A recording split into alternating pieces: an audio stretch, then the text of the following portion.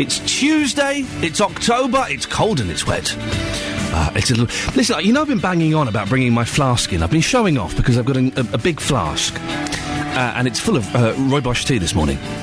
My flask is a little bit smelly. Are you meant to clean them?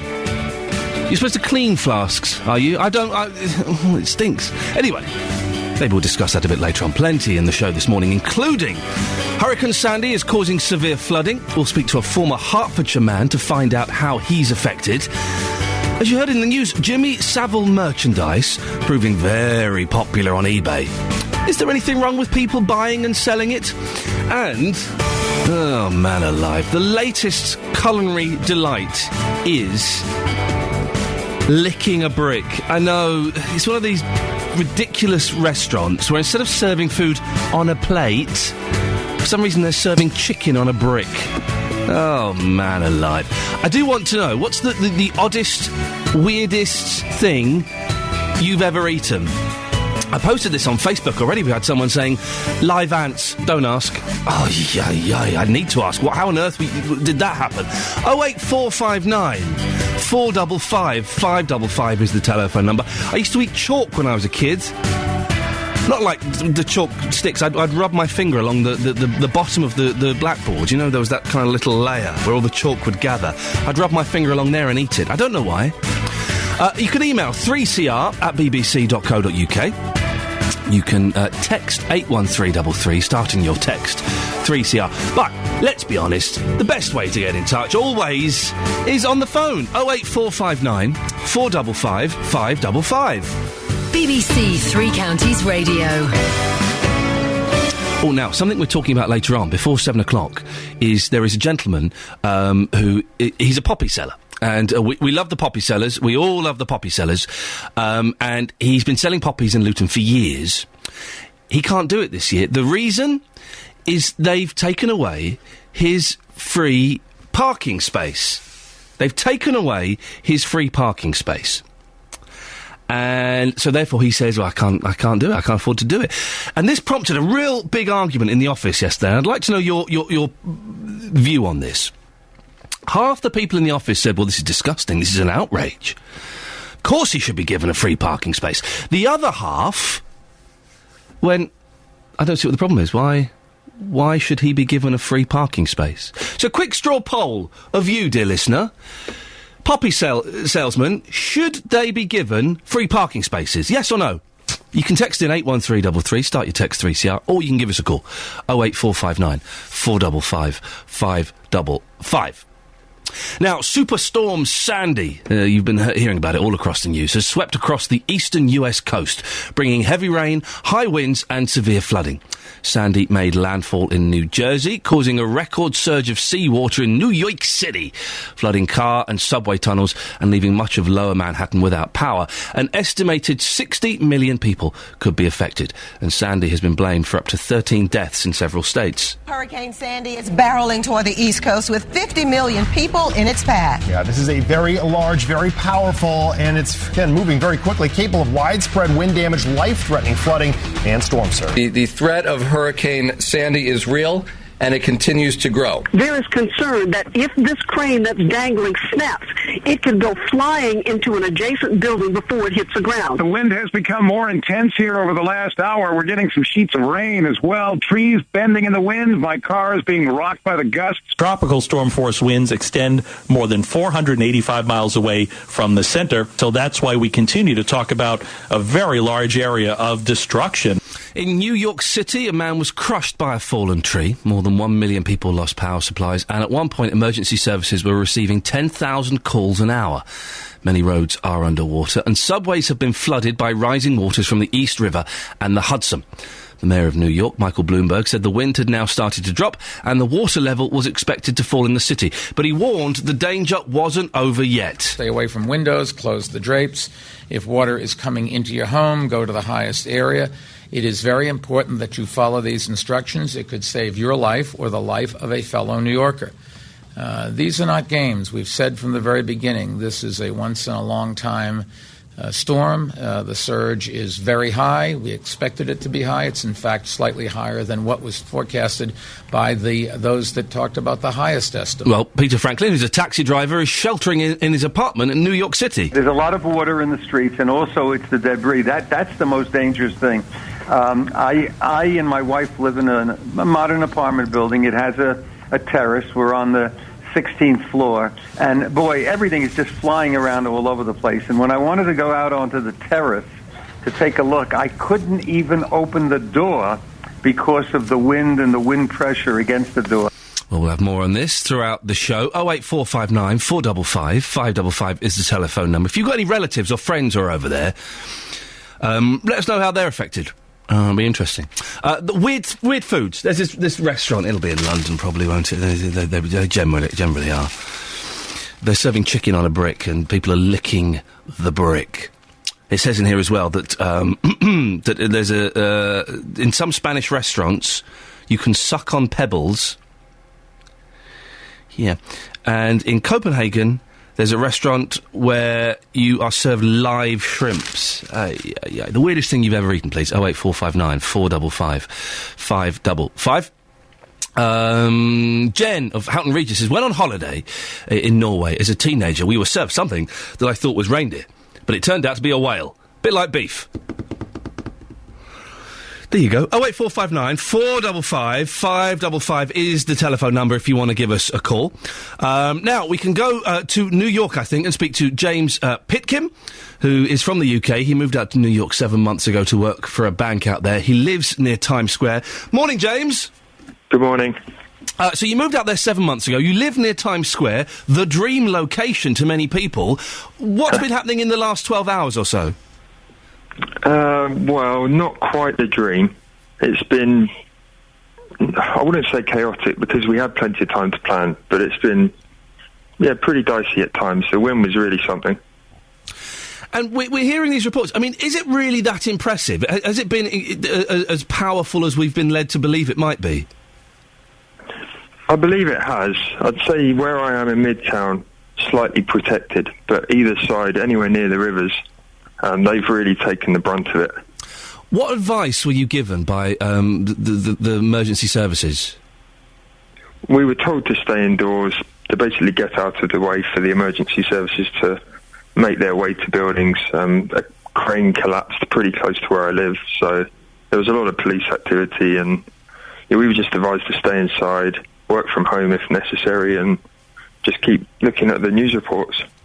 And, I mean, what precautions have you taken? Are you barricaded in? Have you got, like, food stored up? How bad is it? No, I mean, there's no crooked pieces of wood hammered to the windows, so... OK, you're not being attacked by zombies. That's not happening. Not quite. OK. We went and got food. We planned ahead. Now it's just a case of seeing what happens, hopefully riding it out. And have you looked out of your window in the last few minutes? What's it look like now? It looks... If you didn't know any of this was happening, I could look out now and it just looks like a normal day. Wow. Okay. There are trees and leaves around, but nothing out of the ordinary. And James, what time is it in New York City? It is just gone 2 o'clock in the morning. Oh, my goodness gracious me. So, listen, James, thank you so much. I shall let you get back to bed. That's James Pitkin, who moved out to New York 7 months ago, living near Times Square. It's a fantastic location. And then he gets all of this. That song uses the phrase, only 2 more sleeps. And that makes me uncomfortable. I don't like that phrase, only 2 more sleeps. Oh. Don't know why. Anyway, doesn't matter. Robert Williams doesn't care, does he?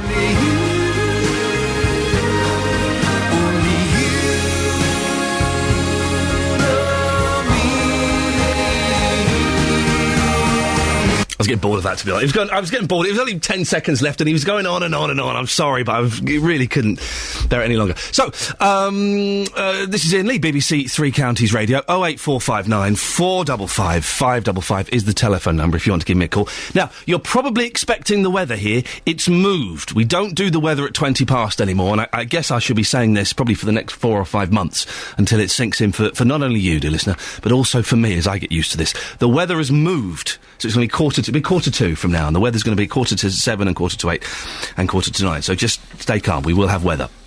Now, here's an interesting story. You might be surprised to learn that there's a demand for Jimmy Savile merchandise, despite the sex abuse allegations which surround him. BBC Three Counties has found 24 items on the internet auction site eBay. You may have heard of that. And they've attracted multiple bids. The lots include a Jim will Fix It badge, which has 41 bids. It will sell for at least 216 quid. I know. Incredible. Our reporter, Sophie Soler, has been looking into this story. She joins me now. Good morning, Sophie. Good morning. You've been on eBay. You've looked at this stuff yourself. What have you found?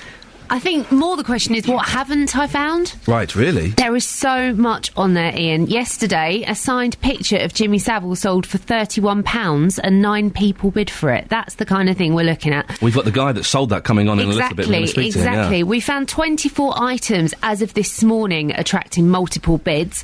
8 bidders battled over the Jim will Fix It board game, complete with plastic medallion, until it went for £29 at 2 o'clock yesterday afternoon. Right. So there are people who don't know how eBay and these other sites work. Basically, you put a bid, then someone else, and you can have battles to see who wins it. To the last minute, yeah. Okay. His book, God Will Fix It, currently has 10 bidders as of now, and the highest bid at present is £38 for his book. Blimey. Meanwhile, the more expensive items, which haven't gone yet, include his book Love is an Uphill Thing. It's an original paperback. Called what, sorry? Love is an Uphill Thing. Okay, yeah. An original paperback from 1978, which is now up for £200. Buy it now. 200. That's a bite now, though, so that could mean... Sorry, it can be... It's fixed price of buy it now. Okay, sorry, right. you have to start your bid at buy it now. Right, That's the right term, isn't it? I'm just getting used to eBay. Well, buy it now means that they've put a price on. They said, if you make me an offer for £200, you can have it. No, this is on at £200 minimum spend. Okay, so they start at £200. It starts at 200. Okay. Similarly, a genuine Jimmy Savile Gold tracksuit is on at £450 minimum. Okay, but no one's putting bids for those yet. Not yet, but okay. that is the level. That is the level. Isn't it? It's high. One of the most interesting items for me, a genuine Jim will Fix It badge, as you mentioned earlier. Yeah. In a bidding war, 41 people. So far, the highest bid is £216, as you said. I mean, do we know how much longer that's got to go? I think it's got 3 or 4 days. Okay, because that'll go for more than that, I think. I think it might. Yeah. And then there are also a fair few fancy dress costumes going between £27 and £50. But this could be down to another reason. Fancy dress supplier Smithies stopped selling their official Jimmy Savile costume, which included a metallic blue shell suit, jumbo gold rings and large plastic cigar, after evidence of the alleged crime came to light. So they've withdrawn all of their costumes. Okay. That's, of course, teamed with Halloween, which is might be why the rush is on. Well, we're going to speak to Smithies later on in the show about this. But what have eBay said? Well, they refused to come on the show this morning, but I do have a statement for them. Okay. From them. They say eBay does not allow the sale of offensive items on the site. This includes those that promote violence or criminal activity. Yep. We're in the process of removing offensive items relating to the recent Jimmy Savile allegations, and we're carefully considering all items listed and exercise our judgment to decide whether they should be removed. So essentially, they're aware of this happening and they're monitoring the situation. Why do you think people would want to buy these things? I wonder myself. I understand why people would want to sell them. Yeah. But who really would want to buy them? That's why later in the show we'll be speaking to psychologist Dr. Derek Lee from Bedford about the reasons behind why people want these items. Meanwhile, these people in the 3 counties told us what they think. I just think it's revolting to sell that sort of stuff because it's just hanging on the back of publicity, isn't it? Well, eBay's a democracy, isn't it? And they have restrictions on some articles that they post. A flick knife is different from a Jim will Fix It badge, isn't it? It's just poor taste, and those people that buy it should be named and shamed for being saddos. It's hard for them to monitor, I suppose, but other than that, it is wrong because it's people profiting on other people's misery, really, isn't it? So that's disgusting. Shouldn't put things like that on eBay to be selling. That's disgusting. Bad. That's just putting money in their own pocket. Just leave it alone. It's all wrong. Well, strong views there. With us on the line now is the seller of the signed photo of Jimmy Savile, which sold yesterday for £31 to the highest of 9 bidders. Morning, David. Good morning. Why did you decide to sell your picture? Good question. I think it's all sounding a bit sick, actually, listening to some of the phone-ins, But my personal story is I purchased this picture, first of all, a few months ago, because I have a themed room at home, and it's all retro 70s themed lounge. So it's not a Savile theme. It's specifically it's the 70s. It's definitely not a Savile theme. No, it's just a 70s retro theme. Yeah. So basically, going through eBay myself a few months ago and seeing this picture, I thought, superb. What a cracking picture for a 70s room. Yeah. And I've even got a Jimmy Fexit badge stuck to the frame of the picture. Then all of a sudden, all this comes to light. In such a bad way, then all of a sudden it's just repulsive looking at the picture. So I know what most people would say, and I'll say it myself, the easiest thing to do is actually just to burn it. Yeah. But going through eBay myself, absolutely, like Sophie was saying there, absolutely gobsmacked regarding how much this stuff is selling for. Yeah. So probably in quite a selfish way, I'm thinking, I'll just relist it then, I might get my money back. To my surprise, it actually doubled money. But so how much did you pay for it? I paid £15 for it and sold it for 31. Isn't that interesting? I'm absolutely gobsmacked, but what amazes me, I don't think that probably talking to someone like me, being the seller, is actually that interesting, because it's obvious why people would want to get rid of Jimmy Savile stuff. But I would love to hear from some of the people who are purchasing it. Well, listen, if anybody out there has been purchasing this stuff and wants to give us a call, 08459 455 555. And you don't know anything about, I don't know names or anything, but the person who's bought it hasn't given you any reason why they've bought it or anything? Absolutely not. I had quite a few emails saying that sick, burn the picture, and so I had all this, and I did respond to about 6 messages I had. Hang on, how many? You had abusive emails? I had abusive emails saying, "Why are you selling this rubbish?" And I responded to all of them, saying I couldn't agree more with all of you. That regarding this issue, but it was just something that, to be honest, I didn't really put that much thought in. I'm actually, as I say, in probably a selfish way, thinking, well, I've just gone and been ripped off. If someone wants it, let them have it, and whatever their reason is behind it, that's none of my business. You just crack on. As long as you pay that money into my PayPal account, I'll get rid of the picture. But I have got this thing as well, thinking, I was talking to Sophie yesterday regarding this, that about why people would buy it, and the only thing I can get my head round is that us human beings follow people like sheep, and when there's a saying in life, there's no such thing as bad publicity. Jimmy Savile was absolutely riddling our TV news bulletins every day of the week, and I was just thinking, is there, that precise thing, do people want it because, he's centre of attention at the moment?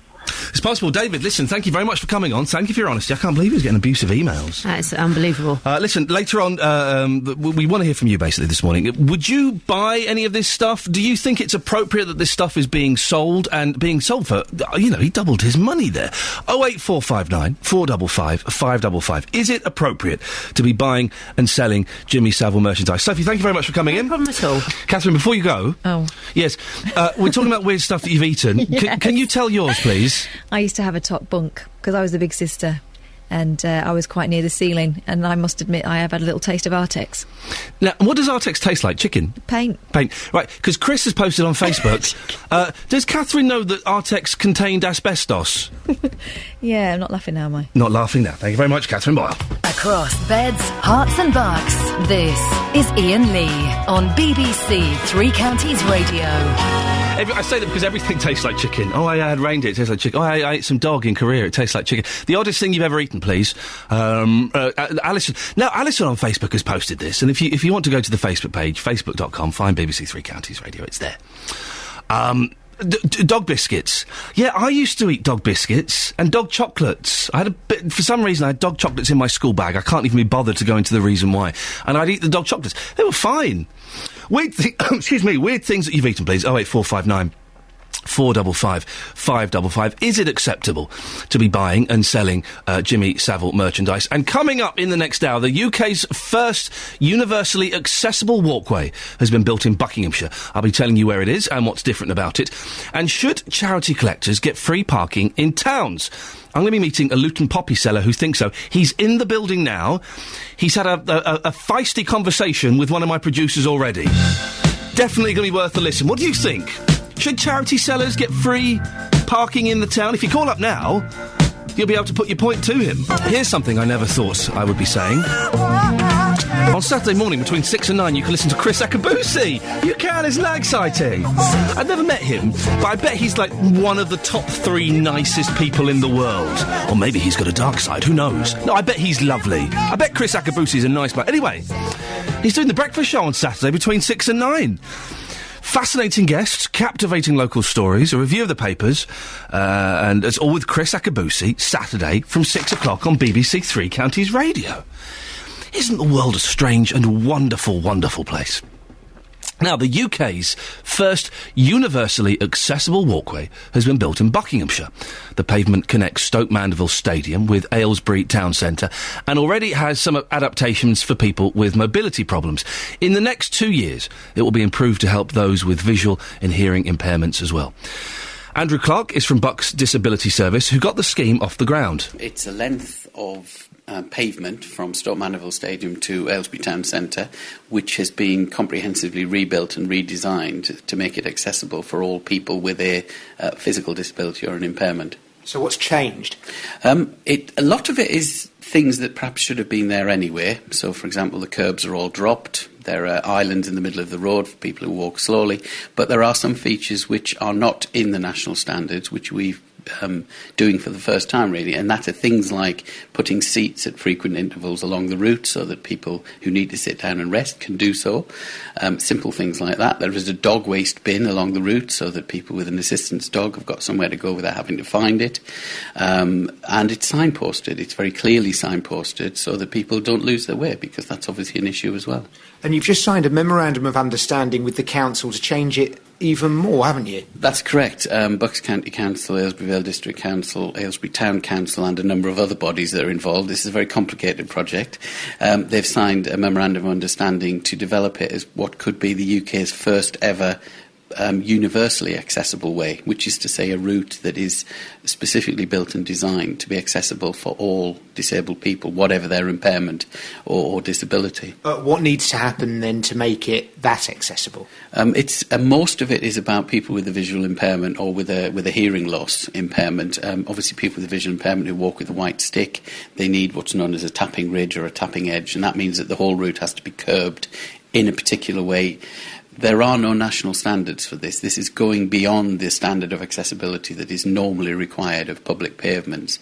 And we are going to have to literally break new ground in terms of looking at how we design this so that, for example, it's good for a person who uses a white stick, but it doesn't trip off people who use walking sticks. So there are some really tricky issues.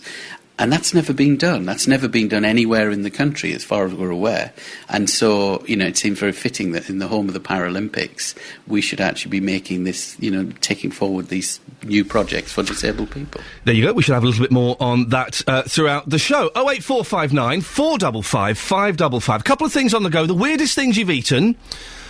Comment on Facebook. Oxo cubes. What, just like normal Oxo cubes, without even mixing them up into a broth? Is it a broth? Yes, Javain. Just Oxo cubes. We're asking that, 08459 455 555. The selling of Jimmy Savile merchandise on eBay and other sites like that. Do you approve? And also, got a poppy seller coming in next. He's upset because he's not got his free parking space this year. Should he get a free parking space? Speak to him after this. 08459 455 555 is the telephone number if you want to give us a call now. You've probably started to see the poppy sellers around the three counties. Well, one collector who sold poppies in the Mall in Luton for 10 years will not be selling there this year because his free parking has been taken away. Colonel John Hamilton raised £8,000 from the collection last year for the Royal British Legion. He joins me in the studio now. Good morning, Colonel. Good morning to you, Ian. You've been collecting for 10 years. Have you always had free parking in that time? Could I just correct your trail to this programme where you said that I'm upset about not getting free parking? OK, that is not the situation. Explain the situation. The free parking is part of the security of carrying a lot of money. What does that mean? I don't understand that. OK, I live in a house. I have to get to the Arndale. Yes. I'm doing that dressed as I am with a poppy collection. You're wearing a camouflage outfit with medals? I'm wearing a Combat 95 uniform. OK. OK, so I get to the Arndale by whatever means. Yes. When I'm in the Arndale, I get a pot full of money. Yes. What do I do with it then? Do I go home again? I've got a problem walking around with a pot full of money. Right. Therefore, the Arndale, in giving me parking last year, which Mr. McFarlane was kind enough to do because he supports the Royal British Legion Poppy Appeal, gave me security as well.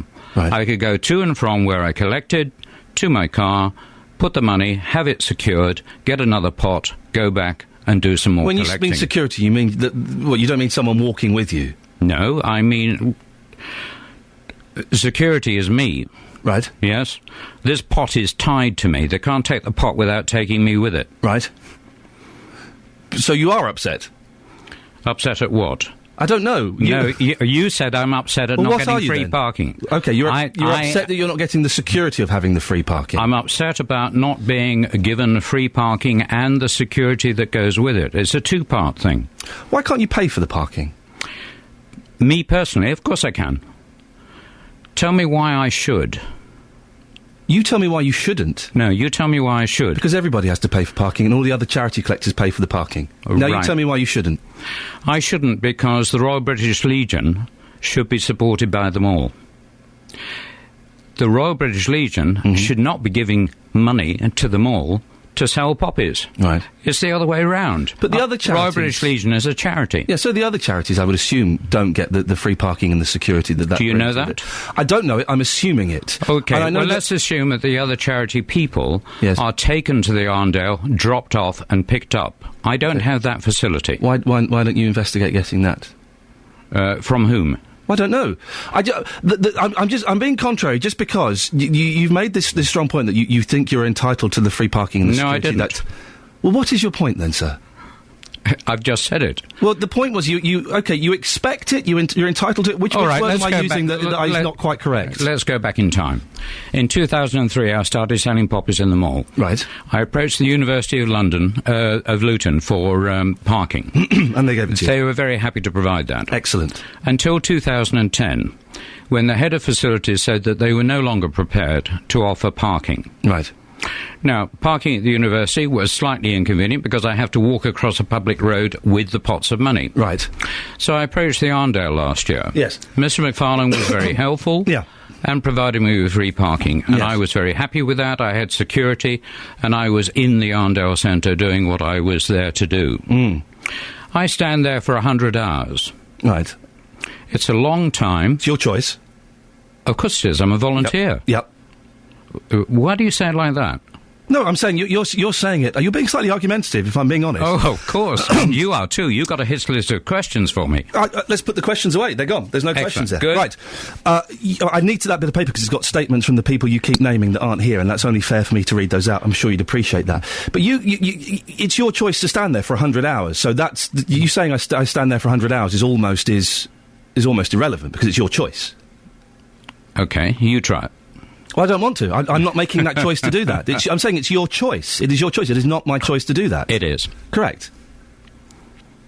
Where are we going now? I don't know. Can I be honest, Colonel? Yes. I don't quite like your attitude. Okay. I don't quite see why you're... I'm just questioning you because I have to do that. That's my job. Okay. And you're being slightly obtuse, which means it's making it hard for me to have any empathy with you. I'll try and be as simple as I can. Please do. Ask your next question. Okay. What do you want done? I don't want anything done. I've done it. What have you done? Well, Broadhead, who is the new manager at the Arndale, refused me parking. Right. At the end of the conversation was sarcastic, and I decided that I would look elsewhere to see if I could sell poppies. Have you found somewhere else? So I went to Asda. Right. Now, the difference between the mall and Asda is chalk and cheese. Right. The mall are completely disinterested in charities. One of the marketing administrators there... According to you? I have to say that because they're not here, sir. You appreciate that I can't just take your word for it. I'm making a truthful statement, believe me or not. Well, the thing is, for your sake, for my sake, and for the BBC's sake, I have to be slightly on their side because they are not here. You cannot make sweeping statements about them when I do not know the facts. And for you to say they are against charity, I can't accept that. I didn't say that. Whatever you said... I can't accept that as a sweeping statement. I'm not making a sweeping statement. I'm making a simple statement. You're making a fact according to you, but we do not have that side here. So for legal reasons, I have to say that we don't have them here, and that is your opinion. For legal reasons, I have to say that to stop us getting sued, to stop me losing my job.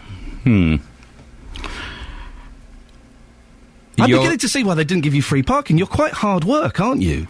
I care passionately about the Royal British Legion.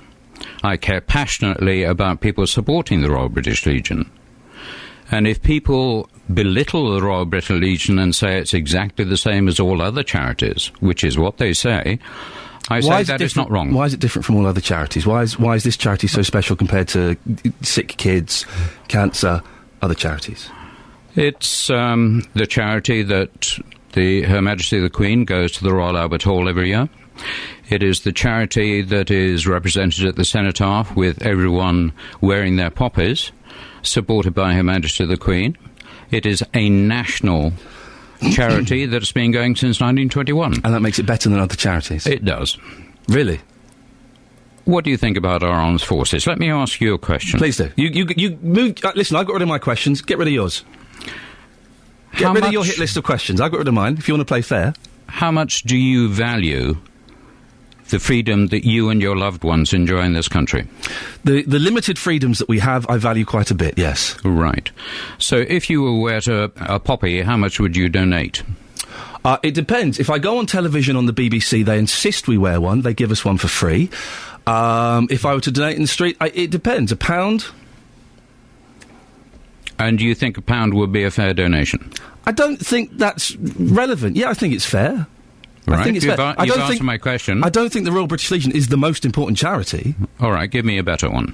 Great Ormond Street, off the top of my head. Right. Because kids are our future, and there are sick kids. I don't know if you've been to Great Ormond Street. There are really sick kids that are suffering. I have kids. One of them is going to have to go to Great Ormond Street, so for me, that's the most important charity. It's relevant to your life, isn't it, is how you perceive the important charities. Yes. Excellent. I'm going to have to read some statements from the people that we've mentioned. We contacted the Royal British Legion. They said, in this instance, we've spoken with the centre manager, Mark Broadhead. We are more than happy with the arrangements that are in place for Poppy Appeal collections at Luton Mall. That's the RBL saying that. Happy with that? Yes. Excellent. Wow, this is awkward, isn't it? We asked the Mall in Luton to take part in today's interview. They declined, but they say, we see the RBL as a very important charity. We will continue to support it. We support all charities equally. Any comeback on that? They say that all charities are equal. I totally disagree with that. Mark Broadhead goes to the Cenotaph every year. Right. There will be some people listening who might consider it a little arrogant to put the Poppy Appeal and the RBL, who do an amazing job, ahead of other charities. OK. Do a straw poll of the population of Luton. OK. Let's see how many people agree with me or disagree with me. We're not going to do that. No, I didn't think you would. Not because you're right, because I can't be bothered. Yeah. Spokesman for the RBL... said the Legion is grateful to shops, pubs and other commercial enterprises which allow poppies to be distributed and collections to be taken on their private property or inside their trading premises. We never insist upon such permissions, nor would we coerce businesses into allowing collections on their premises. Also, under no circumstances would the Legion support the boycott or public naming and shaming of those who choose not to or are unable to support the appeal. In this instance, we've spoken with the centre manager, Mark Broadhead, who you've mentioned several times, and are more than happy with the arrangements that are in place for Poppy Appeal collections at Luton Mall. So even the Royal British Legion are happy with the situation, Colonel. Really, I'm not happy with that statement by the Royal British Legion. So you're now against the Royal British Legion as well? No, not at all. Well, that's their statement. Well, can I take two words out of that? Coercion. Why would you want to take that out? Because it's a word that just doesn't apply to the Poppy Appeal. OK. You did tell off one of my producers for not wearing a poppy. No, I didn't. I said you are not wearing a poppy. OK. And what if that made her feel uncomfortable? I was giving her the opportunity to buy a poppy, which she did. You're quite intimidating, aren't you? No, I'm very straightforward. OK. I'm a really charming, lovable person. Okie dokie. Colonel, thanks very much for coming in. You're welcome. Let's get I'm not buying one now. Let's get the news and sport. Let's go to Catherine.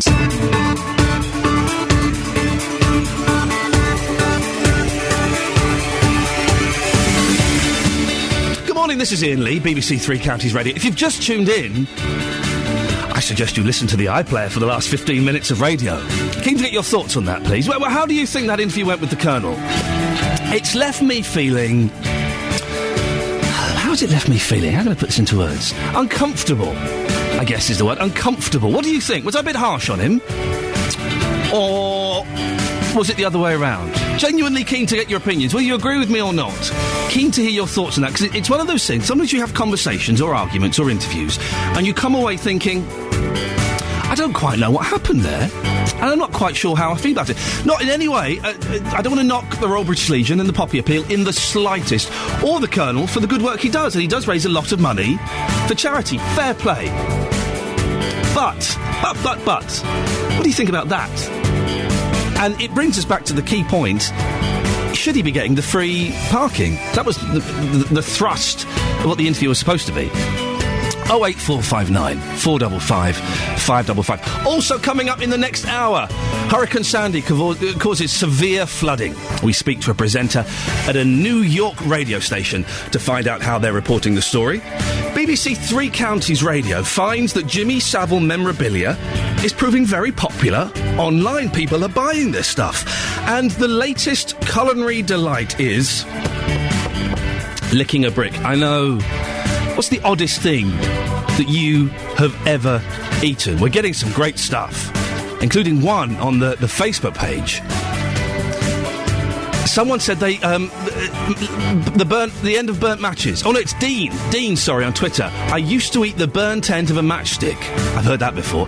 The ways you can get in touch are very simple. You can text 81333, starting your text 3CR. You can email 3cr@bbc.co.uk, or you can give us a call 08459 455 555. BBC Three Counties Radio. Superstorm Sandy has swept into the eastern US coast, bringing severe flooding and claiming at least 13 lives. Sandy caused a record surge of seawater in New York City, flooding subway and road tunnels and leaving much of lower Manhattan without power. An estimated 50 million people could be affected, with up to 1 million ordered to evacuate homes. Well, Lee Harris is from 1010 WINS Radio in New York, a rolling news station in the city. Morning, Lee. I've seen better. Let's put it that way. What exactly has happened? When did the storm start over there? Well, we started feeling it around midday yesterday, and of course it hit its peak in the evening hours. We are in the part of Manhattan that is without power, which is the lower third. So our building is on emergency power, and we're actually not even on the air, technically speaking. We're on an FM backup station at this point. Our main transmitter site went off the air. So we're among the many impacted. Of course, many impacted much worse than we've been. There are people completely without power. We at least have our generators. And we've had at least 16 deaths as a result, so we consider ourselves so far among the lucky here. But it looks like we won't have mass transit here for days, and could be quite a while before we get back to any semblance of normal in what is normally hustling and bustling New York City. It was very eerie this morning, driving down into lower Manhattan with the lights out and nothing moving except for a few police cars here and there. If you look, I don't know if you have a window near you, Lee, but if you look out the window, what can you see? I see a very few lights here and there in the distance, presumably emergency generators, but for the most part, it is quite dark. The lights I do see, for the most part, are across the Hudson River in New Jersey, looking south from my window to lower Manhattan, where the new Freedom Tower is rising, etc. Utter, complete darkness. And for the city that never sleeps, listen, I've been to New York, I'm going to New York in a few weeks. For it to be in darkness must be very eerie. Well, we've had the occasional blackout, of course. I've lived through a few, so it's not as if this is a first, but I think it may be a first caused by a hurricane. Normally something goes wrong at a transmission plant and they can get it back to normal within 12 or 14 hours. Here we're not quite sure how long this is going to last, and of course just plain massively disruptive and at the worst levels deadly. Lee, have any of your listeners called in and spoken to you? And if so, what have they said? What's happened to them?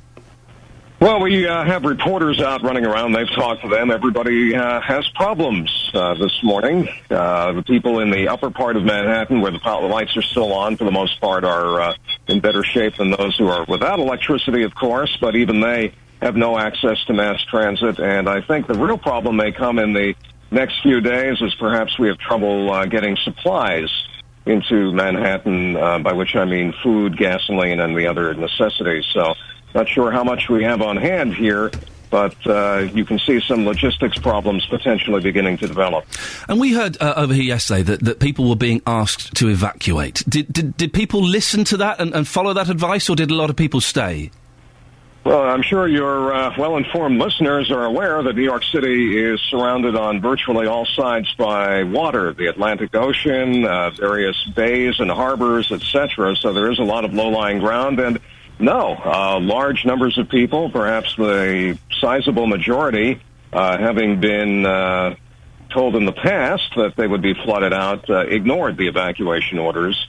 And so some of them, I'm sure, are now regretful about that, and that's probably hundreds of thousands of people around the city. So while it may not have been deadly, it's certainly proving to be inconvenient for these people. I know it's still very early there, Lee, but has there been any statement from the mayor or from any official bodies since the storm started? Well, constantly. Everybody knows that you can't go on holiday while this sort of thing is going on. So the mayor, the governors, pretty much anybody in a position of authority is at their command posts, as are the people here at the radio station. Many of the people here have been working 24 hours. In fact, the hotel where we would be staying is also without power, so they're better off here, where at least we have a few lights on and some semblance of air conditioning working. Are you stocked up with coffee, Lee? Have you got plenty of coffee and donuts in there? Looks like we're pretty good for coffee. The only question is whether we'll have enough power to keep the coffee maker running. And I think we have some pancake batter. Well, Lee, listen, thank you so much. I'm glad that you're well, and obviously there have been some tragic deaths there, and hopefully there will be no more. And best of luck with getting everything back together again. All right, we'll see you in a couple of weeks. When you come over, hopefully we'll have everything ship-shape for you by then. Lee, I'm totally going to come in and see you and be on your radio station. That's what we're doing. That's Lee Harris there from 1010 WINS Radio in New York. It sounds incredible, doesn't it?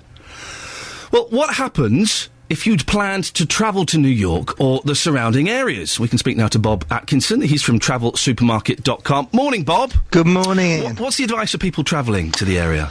Well, basically, if you were due to travel out from the UK today, then it is highly unlikely that your flight operating to somewhere like New York, and it's not just New York, we're looking at Washington, Philadelphia, Baltimore, and also to some extent Boston, that those flights are not going to be operating. So I would urge anyone flying to the East Coast today to contact their airline before they leave for the airport. Best way to do that is to check online. Airlines like British Airways and Virgin have got lots of information on their website telling you what's happening with flights, and then if your flight isn't operating, giving you the options that are available to you. What happens if I was supposed to be flying out to New York yesterday and my flight was cancelled?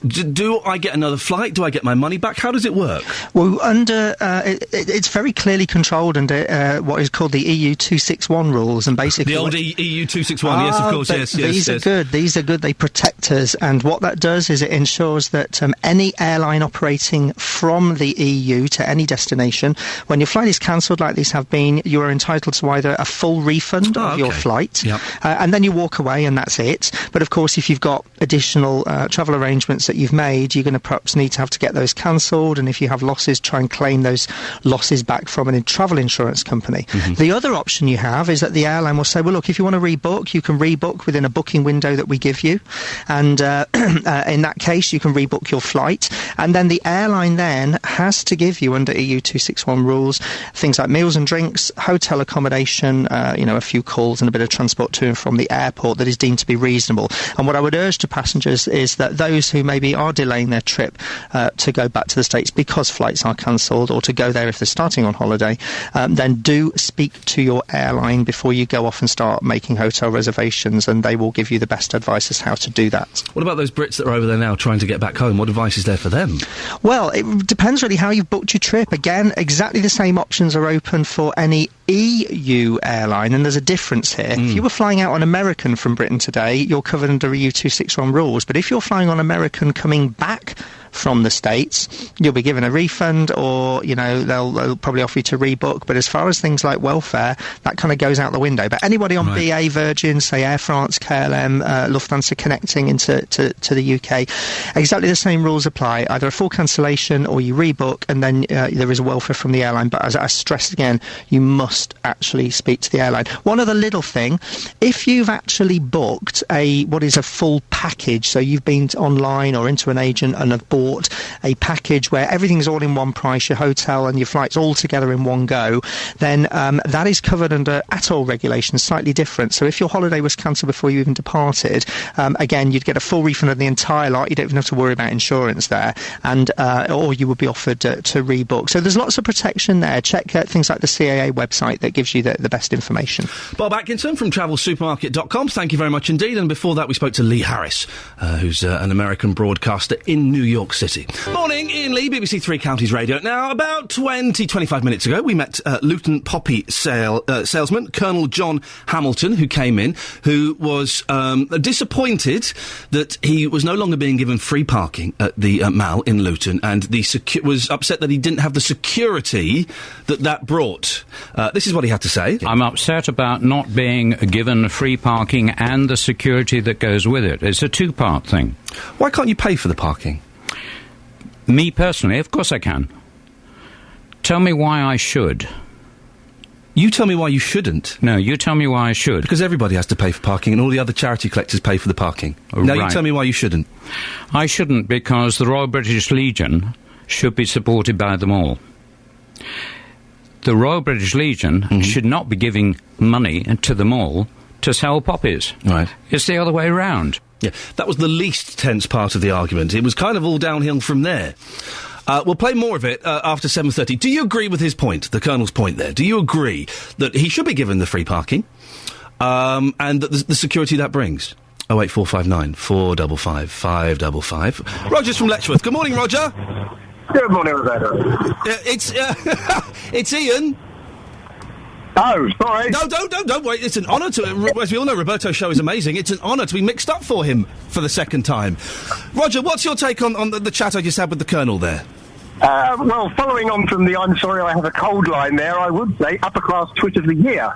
Well, let's not be rude about the gentleman. He's not here. I don't want any digs. Point taken, and reference to Monty Python, the Great Fleet Knowledge. But let's not have any digs at him. Well, let's just say that my perception was the gentleman was extremely arrogant, felt he had the right to have the parking. I actually kind of stopped thinking, should he or shouldn't he have the parking, because as he went on insisting that he should, more and more I felt he shouldn't have the parking for that reason alone. The guy just rubbed all the hairs up the back of my neck the wrong way. Supposing he hadn't rubbed the hairs up the back of your neck the wrong way, but would he be? Do you think he would be entitled to free parking anyway? Entitled, no. Okay. Parking is parking. The Colonel made a point that struck a chord with me. He says it's the most important charity, more important than any other charities.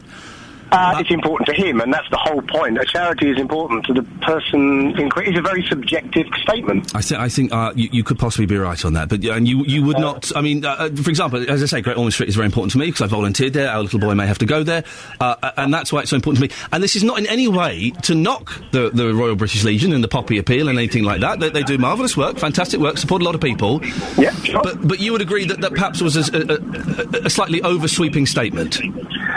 I think oversweeping is an understatement in itself. Well, Roger, I'm being tactful because the Colonel's not here, and, if you missed it, do listen to the iPlayer again.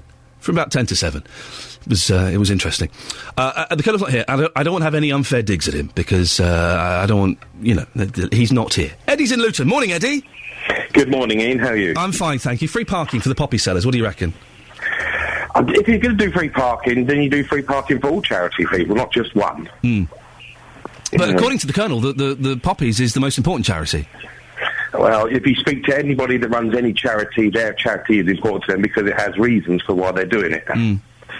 if I had a hat, I would take my hat off to you, Ian. I would, honestly. Well, listen, Eddie, I want to ask a question. So I do feel a little... if I'm honest, I feel a little bit uncomfortable about what happened between the Colonel and myself. It was one of the most awkward interviews ever. And, boy, oh boy, you should have been in the studio when the microphones went down. Was I too harsh on him, Eddie? Do you know, no, because the thing was, he wasn't giving you any sort of leeway on anything you were saying. You were posing very, plausible questions to him, and he just cut them down with one-word answers, and he wasn't giving you any sort of retort back to it. I mean, he's talking about the security. That really confused me when he said about the security. If he was given the security, which he calls it, when he was parked in Park Street, he would have had to walk out of the Arndale Centre to his car with these pots of money, whereas in the Arndale Centre he was within it, and he could just gone upstairs and put his money in. So I was really lost on his security business, where he was losing security. Yeah. I don't know. I feel a little bit uncomfortable about what happened, if I'm honest. No, I just found him very sort of pedantic. Okay, Eddie, we're going to move on. As I say, you can phone in and call about if you heard it. What did you think? I do feel uncomfortable about what happened. And that's not how I want my interviews to go. If I was sat at home listening in my car, boy, oh boy, I would have enjoyed it as a listener. Let me tell you that. But was I a bit harsh? I don't want, I don't want to fall out with my guests. I want my guests to come on the show and feel welcome and feel, that they can express their opinions and we can have a little bit of a debate and disagree. That was a little bit uncomfortable. I feel a bit odd about it. Right, weird food that you've eaten. I do apologise. I've got a frog in my throat. There is a swanky hotel, a restaurant in London. They're serving chicken on a brick. I know. You're probably paying a fortune for it. You go to these places and you pay a lot of money for it. Chicken on a brick? I'll have it on a plate, please. People have been licking the brick. It's not a euphemism, don't worry, it doesn't mean anything vulgar. They've literally been licking a brick. Catherine Boyle, the newsreader, used to eat Artex. Yeah, I know, she was in a top bunk. This was when she was 32. And I used to eat chalk dust. So what did you used to eat? 08459 455 555. Ben in Buckingham says, I've eaten many strange things, including when I was 15, I was dared to eat a lolly with a live caterpillar in it for a tenner, which I did. You could hear it crunch. Oh, dear. I've also eaten horse meat and snail porridge. All three were lovely, and I would eat them again. Fantastic. Well, there you go.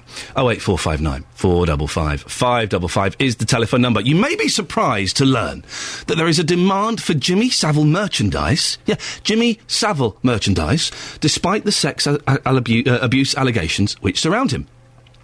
BBC Three Counties has found 24 items on the internet auction site eBay, which have attracted multiple bids. The lots include a Jim will Fix It badge, which has 41 bids. It will sell for at least 216 quid. Earlier on, we spoke to David. He told us he was sent abusive emails after putting a signed picture of Jimmy Savile up on the site. I had quite a few emails saying that sick, burn the picture, and so I had all this, and I did respond to about 6 messages I had. I responded to all of them saying I couldn't agree more with all of you regarding this issue, but it was just something that, to be honest, I didn't really put that much thought in. I'm actually, as I say, and probably a selfish way, thinking, well, I've just gone and been ripped off. If someone wants it, let them have it, and whatever their reason is behind it, that's none of my business. You just crack on. As long as you pay that money into my PayPal account, I'll get rid of the picture. Well, Mark Willard is from Collector Mania in Milton Keynes and joins us now. Morning, Mark. Morning. You deal with a lot of collectors, of course. Why do you think there's been a surge in Jimmy Savile memorabilia sales? I've got to be honest, I have no idea. Usually if something like this was to happen surrounding some sort of collectible, it would just completely kill the value on it. Do you know any Jimmy Savile collectors? I don't. I have a friend who has a Jimmy Savile badge, a Jim will Fix It badge, that he got about 3 or 4 years ago. He'd been looking for one for a long while. How much did he pay for it, can I ask? He paid about £150 at the time, Okay. and at the time he was ecstatic. He was really, really pleased. Yeah. And now he doesn't know what to do with it. I think his preferred option at the moment is throw it in a bin. Well, there's one going on eBay for 216 quid. Yeah, I don't think he could bring himself to put it on there. Now, that's interesting, isn't it? He would feel uncomfortable selling it, would he? Yes, he would. I know for a fact that he he literally doesn't know what to do with it, and he's moving house at the moment, and I think it's liable just to get slung as he moves. Wow. Yeah, I've got a friend who's got one as well, and he's kind of like, well, I've got it. Where shall I put it? Have you come across this situation before, Mark? Or not this situation, but a situation where a collection has suddenly become completely worthless? To be honest, not really. Not quite in the same way as this. I mean, you have, with toy collectors, you can have things that become worth less because the toy company may reissue it very similar or the same, and that can hurt the value on individual pieces. But for something that was collectible due to its nostalgia to just completely, disappear as a collectible, really, there aren't very many things that can make that happen, because most collectibles are collectible because of their nostalgic value to people. So it's hard to take that away. Obviously, allegations like this will do a very good job of doing that, though. Mark, listen, thank you very much. Mark Woolard from Collector Mania in Milton Keynes. But why do people want the Jimmy Savile memorabilia? To talk to us about this and the psychology behind this is Dr. Derek Lee. He's a consultant clinical psychologist. Good morning, Doctor. Good morning, Ian. After such appalling allegations, why would anyone want to buy this stuff? Oh, a very good question. I think a number of things, really. Firstly, all the publicity has kind of made the whole issue loom large in people's minds. So it's drawn people's attention to everything surrounding Jimmy Savile. And we are, by nature, we tend to be collectors. We like collecting things, like having connections with things that we're interested in. And we talk about the Jimmy Savile stuff, but people collect all sorts of strange things. You can get. I suppose the most notorious would be kind of people that collect Nazi memorabilia, and it doesn't mean to say that they support the beliefs of the Nazis, but they have some connection to it. And people would also collect things like, associated with serial killers, Jack the Ripper, for example. Derek, do you think that there's this kind of sense of humour that we develop when nasty things happen? I remember when the night Princess Diana died, within moments, jokes were being texted around. There's this kind of defence mechanism. Do you think that this is part of it, that there is this sick sense of humour that people think, oh yeah, Jimmy Savile, paedophile, I'm going to get myself a Jim will Fix It badge because it's funny? Well, I hadn't thought about that side of it. I mean, that's a possibility. I think the important thing to remember is that the motivations for different people will vary. I said, to buy something doesn't mean to say that you actually condone the actions or you revere the person. I think in the case of Jimmy Savile, he was, a great. He was very famous. And before all this news broke, then there was an auction of his memorabilia, and that raised a lot of money for charity. The meaning of that has now kind of shifted as we view him in a new light, and he's moved from being kind of famous to infamous, from kind of celebrity to notoriety, and that gives another dimension, another value, and perhaps attracts another group of people into that desire to collect things associated with him. Derek, we have to move on. That's Dr. Derek Lee. He's a consultant clinical psychologist. There are people that will be dressing up in over Halloween as Jimmy Savile. There are Jimmy Savile costumes. We'll be speaking to the company that made them and is withdrawing them now. Loads of those on eBay. Do you understand the morbid fascination with this? Have you bid on something? Would you buy some Savile merchandise? Call 08459 455 555. 08459 455 555. BBC Three Counties Radio. Oh dear.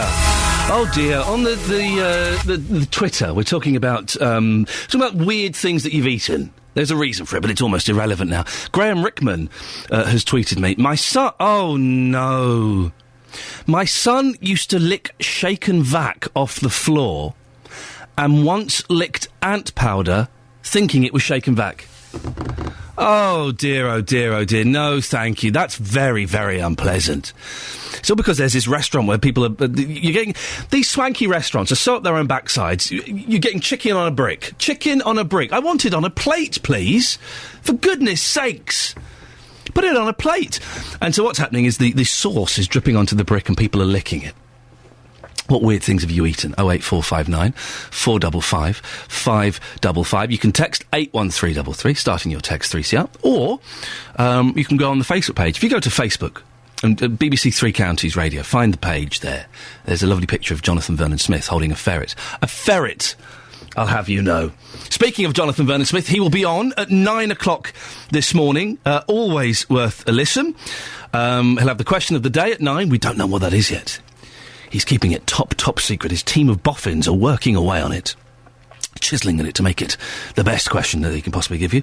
And then from 11 is the hour that I really enjoy, the consumer hour, because very, very exciting. And also, coming up in the next half hour of this show, the UK's first universally accessible walkway has been built in Buckinghamshire. BBC Three Counties reporter Justin Dealey has arrived there and will be telling us all about it in the next half an hour. Across beds, hearts and bucks, this is Iain Lee on BBC Three Counties Radio. We've been talking about poppies this morning. We had Colonel John Hamilton in, who has done a cracking job, has raised £8,000 from his collections last year, which you can't sniff at that. His free parking at the Mall in Luton has been taken away, and the Colonel was disappointed it was taken away because, A, it was free parking, and B, it provided him with extra security. Because obviously he was transporting lots of cash. If you missed the interview, it happened about 15 minutes ago, I thoroughly recommend you listen on the BBC iPlayer, because it was tense, to say the least. It was a little bit tense. Here's a bit of... Oh, no, I've just skipped it. Look, I've just missed it. We'll get that cue back up. Hang on a second. If I go there. Yeah, here is a bit of what he had to say. I'm upset about not being given free parking and the security that goes with it. It's a two-part thing. Why can't you pay for the parking? Me personally, of course I can. Tell me why I should. You tell me why you shouldn't. No, you tell me why I should. Because everybody has to pay for parking, and all the other charity collectors pay for the parking. Now you tell me why you shouldn't. I shouldn't, because the Royal British Legion should be supported by them all. The Royal British Legion should not be giving money to them all to sell poppies. Right. It's the other way round. That was the Colonel. That was the calmest bit of the interview. If you missed it, I recommend you go and listen to it on iPlayer. Well, Colette McKeveney is the Chief Executive of Age Concern in Luton. Good morning, Colette. Good morning, Ian. What's your take on poppy sellers and poppy selling? Well, obviously I think we all, without exception, support poppy sellers. I must buy about a dozen every year because I keep losing them. They do. That's their clever plan, is they make those pins so fiddly that they keep falling off, so you have to keep buying more. Good work on their part, I think. It's a wonderful plan when you think, sort of that you keep on having to replace it. And you actually feel quite bad if you don't wear a poppy, don't you? Yeah. But I think what the Colonel's really talking about there is feeling supported. I mean, from that extract that you actually just played, it's about him feeling that all of us are actually remotely interested in what's going on, and we understand the contribution that the Royal British Legion and, servicemen and women have actually made over the years. So I don't think it's really about free parking. I think it's about feeling appreciated, isn't it? Mm. But he must not. He raised £8,000 last year. That's an obvious appreciation that can be measured, isn't it? Absolutely, and I think that's the thing. The public are generous. He's clearly very effective, at collecting. And I think, without a doubt, there are obviously risk assessment issues of security for anybody that's collecting funds on the street. And I think your question was quite valid. Why don't you pay for it? Other people are paying for other charity collectors, but it's about people feeling that what their cause is really appreciated, not just by the general public who are donating, but by, the like of the Arndale or any big shop that would give them the opportunity to collect there. You mentioned the security aspect. Do we know of any instances of those buckets being snatched for any charity? Because I would imagine it probably does happen. Well, yeah, it does. I mean, obviously, we're a charity. Obviously, we collect money. We've had sort of collection boxes in our charity shops, and they've disappeared. They've been taken?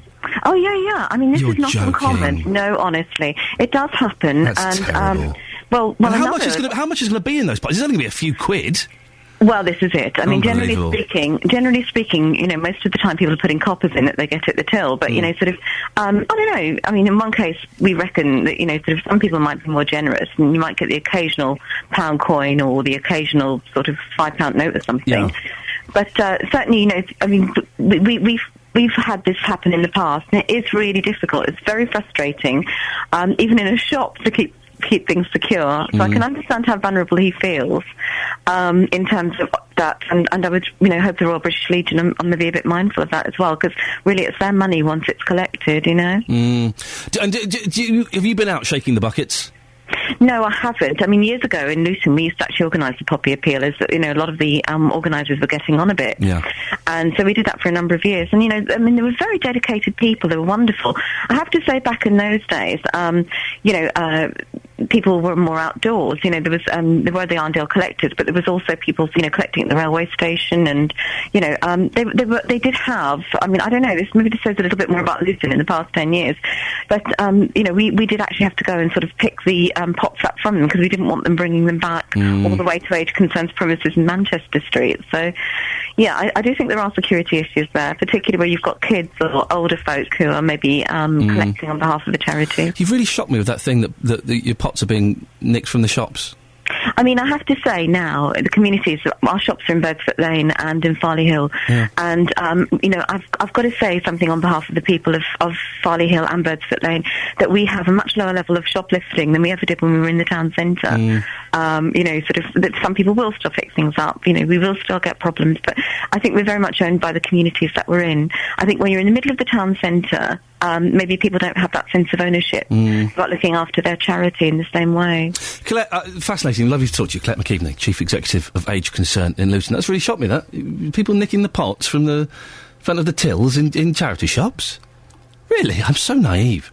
David's in Bedford. Morning, David. Morning, Ian. You collect for a charity, do you? Yeah, I do some collecting for a charity. Are you one of those people that stands there with the buckets and gives out stickers and things? Yeah. Good for you. What charity is it? It's actually Arthritis Research. Okay. How secure do you feel standing there with a big bucket full of cash? Some of the time, not very happy, depending on the area. Right. But some places, if you're in a supermarket, you feel more secure, because actually they've got cameras, and the same with the Arndale will have cameras all round, so they can focus on you all the time. Have you ever had any trouble, David? Either people trying to steal the money or verbal abuse or anything like that? I've only had verbal abuse. I've had nothing ever stolen from me. What did they say to you? Oh, they just didn't agree with the charity. Well, arthritis? Yeah. Because it was medical research. Oh, okay. And it was an animal rights one. Oh dear, oh dear. Listen, I have my views on animal rights, but I still wouldn't challenge someone who was collecting for an arthritis charity. That doesn't sound. What do you do when you're confronted by something like that, David? I just play it very, very cool, because your temper is up, and you could virtually punch them sometimes, the way they say it. God, David, don't do that! No, I don't want to read in the local paper, local man collecting for arthritis punches animal rights activists, please! No, but it's the way they come at you. They were quite aggressive, were they, in their language? Yeah. Oh, dear, there's no need for that. Well, listen, good work doing the charity. And how often do you go out and about collecting? Oh, very occasional. Right, yeah. Now. Yeah, especially now it's blooming freezing. You don't want to be stood out in this weather, David. No, that's definite. Won't do the arthritis any good at all. No, I know, at the moment I can't because of my arthritis. Really? Well, David, listen, well done, and keep up the fight. Thank you very much, And David. thanks for your way of putting that over today. A lot of people will be respecting you for that. He did not give you one chance to answer properly. David, thank you very much. Listen, I don't want to go into attacking the Colonel. I appreciate your words. The Colonel's not here, so let's, Colonel John Hamilton. If you want to know what David was talking about, very rarely can I say with confidence, oh, listen again on the iPlayer, without sounding a bit arrogant. Do go and have a listen. It's about 7:15, it was, yeah. Sorry, I'm stumbling over the time because I know we're at the BBC, but the clocks in here are wrong. They've not been put back an hour. So I'm having to do the maths, and I know you take an hour off, it's dead easy, but at my age and with my early morning head, it's not quite so easy at all, I'm afraid. We've been asking weird foods. Vic says, I often eat suet. Oh, I didn't know you could still get suet. We had suet when I was a kid. Can you... Vic... And Barry Taxi says, I have eaten snake in Hong Kong when I worked on cruise ships. Oh, dear. I've eaten, there was a thing about 10, 12 years ago, they brought it out as a sweet. Yeah, a sweet. Dried grasshoppers. And I ate some of those. It was crunchy. What can you say about it? It was crunchy. Weird food. And I used to eat the chalk dust. You remember on the blackboards, there'll be a little sort of bit of wood that about an inch wide that stuck out from underneath where you put the board rubbers and you collect all the chalk dust and stuff. My party trick was licking my finger and rubbing it along the chalk dust and then sucking it. And it was something quite... They say that you do things like that, don't they? Because your body is crying out for it. It's like pregnant women, supposedly, some pregnant women lick bricks. I said bricks. That now, and coal, isn't it? That's it. Has that ever happened? Did your wife have weird food cravings when you were pregnant? Did you have weird food cravings? My wife didn't. All she had was she wanted a bit of chocolate, and we had pizza delivered a bit more often. That was it. That was as weird as it got, and I could dig that. We're having chocolate in the house and pizza every week. Fantastic. What weird things have you eaten? Across beds, hearts and bucks, this is Iain Lee on BBC Three Counties Radio. I have to be honest, I was listening, I had a lovely drive after the show. I went to Sandy yesterday. It was very nice. And if I drive at the right speed, it takes about an hour from here to Sandy. And I left at 11, I had the whole consumer hour to listen to. Jonathan... was responsible for one of the funniest bits of radio I've ever heard in my life. Seriously, I was in my car just laughing. I was wetting myself. I think I can say that on the radio. I'll explain more when he comes in. It was wonderful. Wonderful. For all the wrong reasons, of course. It was so funny. Anyway, the UK's first universally accessible walkway has been built in Buckinghamshire. The pavement connects Stoke Mandeville Stadium with Aylesbury Town Centre and already has some adaptations for people with mobility problems. In the next 2 years, it will be improved to help those with visual and hearing impairments as well. This morning, our reporter Justin Dealey is out in Aylesbury. Good morning, Justin. Good morning, Ian. Yes, certainly interesting news and exciting news for the people of Aylesbury. As you mentioned, I'm here in Buckinghamshire this morning. I'm with Andrew Clark. Andrew, good morning to you. You're the Chair of Trustees at the Bucks Disability Service. So we're standing very near to this walkway, which is about 2.5 kilometres long. Can you tell us about some of the main features along this route for us? Yes, what's been done is to make this route accessible, or far more accessible, for disabled people as a Paralympic legacy. It's a really good route. The curbs have been dropped. We've done innovative things like put seats along the route for people who need to sit. There's a dog bin for people who have assistance dogs. It's not yet completely suitable for every single disabled person, but it's a big step in the right direction. Yeah, it's a step, of course. More work to be done in the next 2 years. Tell us more about that. Yes, the partnership that has put together the route, and I must stress it's a partnership between the councils involved and Bucks Disability Service. We have the ambition to make this probably the UK's first universally accessible route. That is to say, a route which is specifically designed to be accessible to people of all types of disability, and very fittingly it links Aylesbury Town Centre with the home of the Paralympics, Stoke Mandeville Stadium. So much work has gone into this. You must feel so proud already. Of course, it's not the finished article, but you must feel immensely proud. I think everyone should be proud of what they've achieved. It was a terrific job by the highway engineers to get it in time for the Paralympics. The day of the Paralympics opening ceremony, that route was open for wheelchair users to get easily around.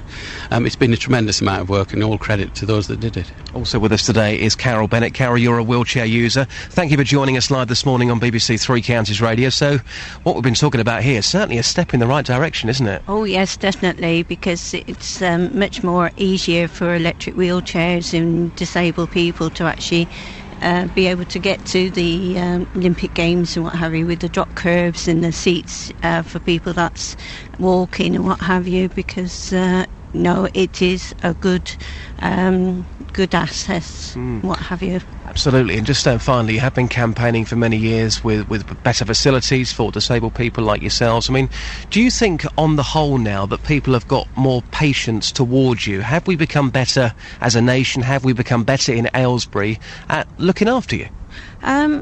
Yes, but it's still a long way to go. It's going in the right direction, but as I say, it is a long way to go, because there is still the slight stigma.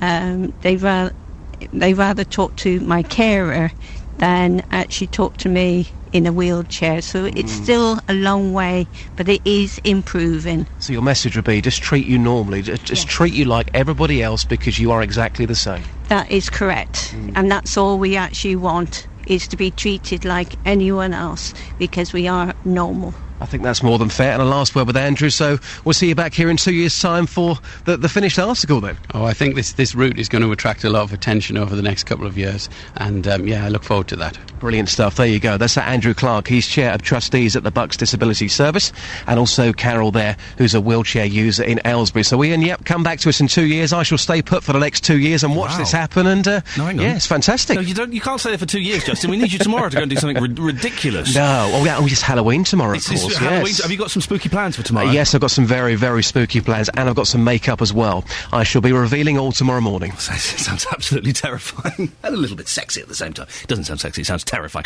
But Halloween special tomorrow. I did go to a haunted house and recorded a little package with some ghost hunters. We'll play that out tomorrow. If you've got any ghost stories, like real ones, not just things you've made up, but if your house is haunted or you've seen a ghost, tomorrow, I really want to embrace that. I don't believe in ghosts. I'd love to. I would absolutely love to. And if anyone can convince me they exist, then I will be there. Totally. But I want to hear your spooky stories. That's for tomorrow. And if you, maybe you want to get in touch in advance, you can email us, 3cr@bbc.co.uk. And if you label your email Ian Lee or breakfast or something like that, it'll be fine. Right, 08459 455 555 is the phone number. A year-long independent review into the NHS breast screening programme says thousands of patients have unnecessary treatment each year. Its report says screening does save lives, but sometimes leads to treating a cancer which would never have caused problems. Each year in the UK, 48,000 women are diagnosed with invasive breast cancer. The Department of Health says women will now be offered more information about the risks and benefits of breast cancer treatment. Jessica Harris is Cancer Research UK's Health Information Manager. Cancer Research UK contributed to the study, and she joins me now. Good morning, Jessica. Good morning. Many women, I'm guessing, will be quite worried by this news today. How effective is the screening? Well, this independent review has shown that breast screening does save lives from breast cancer. About 1,300 lives every year are saved as a result of screening. But that also comes at a cost, I guess, and the cost is overdiagnosis. That means when a cancer is picked up and treated through screening, which, if it had been left alone, wouldn't have caused the woman any problems during her life. The problem is that when a cancer is diagnosed through screening, it's impossible to tell, I guess, the future of it. What's going to happen? Is it going to be one which is going to grow fast, spread and potentially kill the woman, or is it one which wouldn't have done that? But because doctors can't tell at the time it's diagnosed, all cancers diagnosed through screening are treated, and most of those successfully.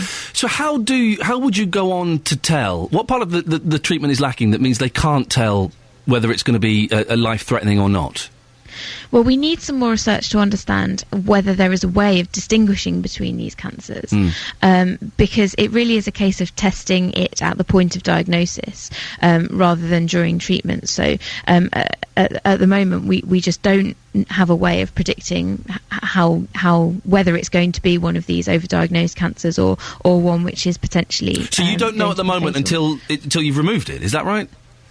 Even then, even at the point it's diagnosed, it may be biopsied. The doctors will look at it under the microscope, try and work out what type of cancer it is.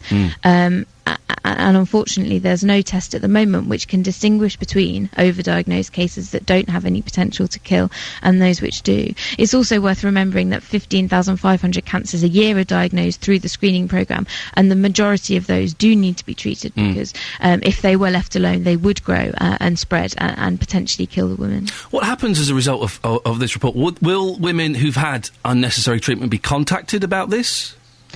There's no way of telling who those women are. No woman and no doctor would ever be able to tell, either at the point of diagnosis or after treatment, whether that treatment was for a cancer which did have the potential to kill or for a cancer which didn't. That, of course, is why every woman is treated, because the doctors won't want to risk leaving the woman without treatment and then potentially having her risk dying as a result of that cancer, which is why all cancers are treated. The immediate outcome is that the information that accompanies the breast screening invitations is going to be reviewed so that it gives a better account of both the benefits and the harms. And although Cancer Research UK would recommend that women continue to take up their breast screening appointments because it remains one of the best ways we have of getting breast cancer diagnosed at an early stage, it must be a personal decision which women have come to based on information about. So the main thrust of what will change as a result of this is women will be given more information. It's important that women, before they are screened, get the chance to find out about all the possible outcomes of screening, both the benefits and the harms. The benefits, of course, is life saved from breast cancer, and those benefits are real. And 1,300 deaths a year avoided, is no small number. But it's really important that women know beforehand, so that they get to make a proper informed decision about whether or not to take up screening. Of course, we would recommend that people still do, but it needs to be a personal decision, and it may be right for some people to take it up and right for other people not to, and that's fine. Jessica Harris, Cancer Research UK's Health Information Manager, thank you very much indeed. That lady you just heard eats Artex. It's true. It's true, Catherine Boyle. Well, I say she eats Artex. She used to eat Artex. One of the things we're asking this morning, the weirdest thing you've eaten. There's a swanky restaurant where the chicken is served on a brick and people have been licking the brick. It sounds like a euphemism, or it sounds like a show on Channel 5. Also coming up in this hour, the Sandy is causing severe flooding. We speak to a weatherman in New York to see if it was as bad as expected. And Jimmy Savile merchandise is proving popular on eBay. There's a Jim will fix it badge, Jim fixed it for me badge, going for about £216. Is there anything wrong with people buying and selling it? Can you understand it? I've just had someone tweet me, I'd love a Jim will fix it badge and there's not a court in the land that could stop me. You can get in touch via the email 3cr@bbc.co.uk. You can text 81333 starting your text 3CR, or you can give us a call 08459 455 555. BBC Three Counties Radio. The reason I chuckled there was our newsreader, Catherine Boyle, is I think angry that I keep going about the Artex, and she's just sent me a message. I didn't guzzle loads of Artex, it was an amuse-bouche. Okay, there we go. Thank you very much. Now, it's all over the news, and if you've seen the footage, it's just been incredible. And at least 13 people have been killed by one of the biggest storms ever to hit the United States. The cyclone Sandy is tearing across the east coast of the US and Canada, bringing record-breaking floods, hurricane-force winds and heavy rain. More than 5 million people have lost their power supplies. Well, we can speak now to James Gordon. He's in New York for us this morning with the latest. Morning, James! Oh, hang on, you're there. Sorry, James, you're there. Hi, good morning. What's the latest? What's happening right now? Well, the worst of the storm is over in the sense that those devastating winds have now seceded slightly, but not that much. I mean, there's still gusts of around 50 miles an hour, outside. But when we were talking of speeds of around 80 to 90, it's a bit better, a bit calmer, but not much. But the other thing to mention is that the big problem now is the flooding that's been occurring.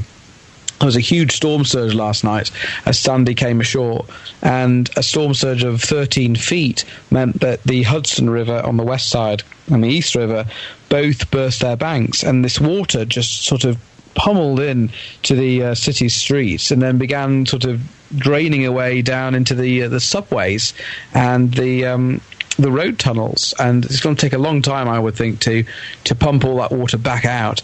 And of course, many of the roads, even like on the main streets, the perimeter roads, the FDR Drive, as it's known, and the West Side Highway that run around the perimeter of Manhattan Island, are completely flooded in some sections. And I've even seen pictures of cars floating along some streets in the East Village. It's just it is like a scene from a disaster movie. People keep saying that, but I've not seen something like that before in New York. It's normally a very orderly place. Has New York got the infrastructure in place to pump this water away and get everything dry and back to normal again? Well, until the tides goes down, then I don't know where the water will go, because, of course, Manhattan Island, it is surrounded by water, of course, and where do you pump the water to? It has to be lower around you, otherwise it's just going to stay. But I think the real cause of this, of course, was the fact that it was a hurricane coupled with a winter storm, coupled with high tides, and this storm surge, all sort of coming together at the same time. The exact time the storm actually came ashore in Atlantic City, about 90 miles south of New York, was the same time as the high tide. Couldn't have been more perfect, if you like, but it's because of that really, I don't know what they could have done to prevent it. Sandbags only go so far. Interestingly, this has kind of knocked the presidential race into the sidelines. They go to the polls in a week, don't they? They do, in one of the tightest election races in years. President Obama and Governor Romney have really put the brakes on their election campaigns. I don't think that Governor Romney really wanted to be, making points out of this disaster. He doesn't want to be at huge political rallies when tens of millions of people are dealing with the storm. And similarly, President Obama is just doing what he should be doing, being presidential. He's monitoring things from the White House. I've no doubt he'll visit the worst affected areas, which will include New York. He's been here a lot in the last few weeks, but it was to raise money for his funds, his presidential campaign. But I guess he'll be setting up a fund to repair some of the damage that's been created by Sandy. I would imagine, being quite cynical, James, that Obama could benefit out of this, couldn't he? In terms of the election, in that if he gets over to there quick and is seen getting his hands dirty and helping people and stuff, that could benefit him, couldn't it? Well, one side is saying that Barack Obama, who has been seen on TV talking emergency, sounding very commander-in-chief, that he'll be very effective at this, and that it will impress people watching at home if they've got the power to watch TV at home. But on the other hand, if he puts one foot in it, puts a foot wrong, like President George W. Bush did with Hurricane Katrina in 2005, things could unravel really quickly and go very badly for him in the polls, and he doesn't want to mess up because there's only a week to go. James Gordon, our correspondent in New York, thank you very much for that. Indeed, doesn't it sound a mess?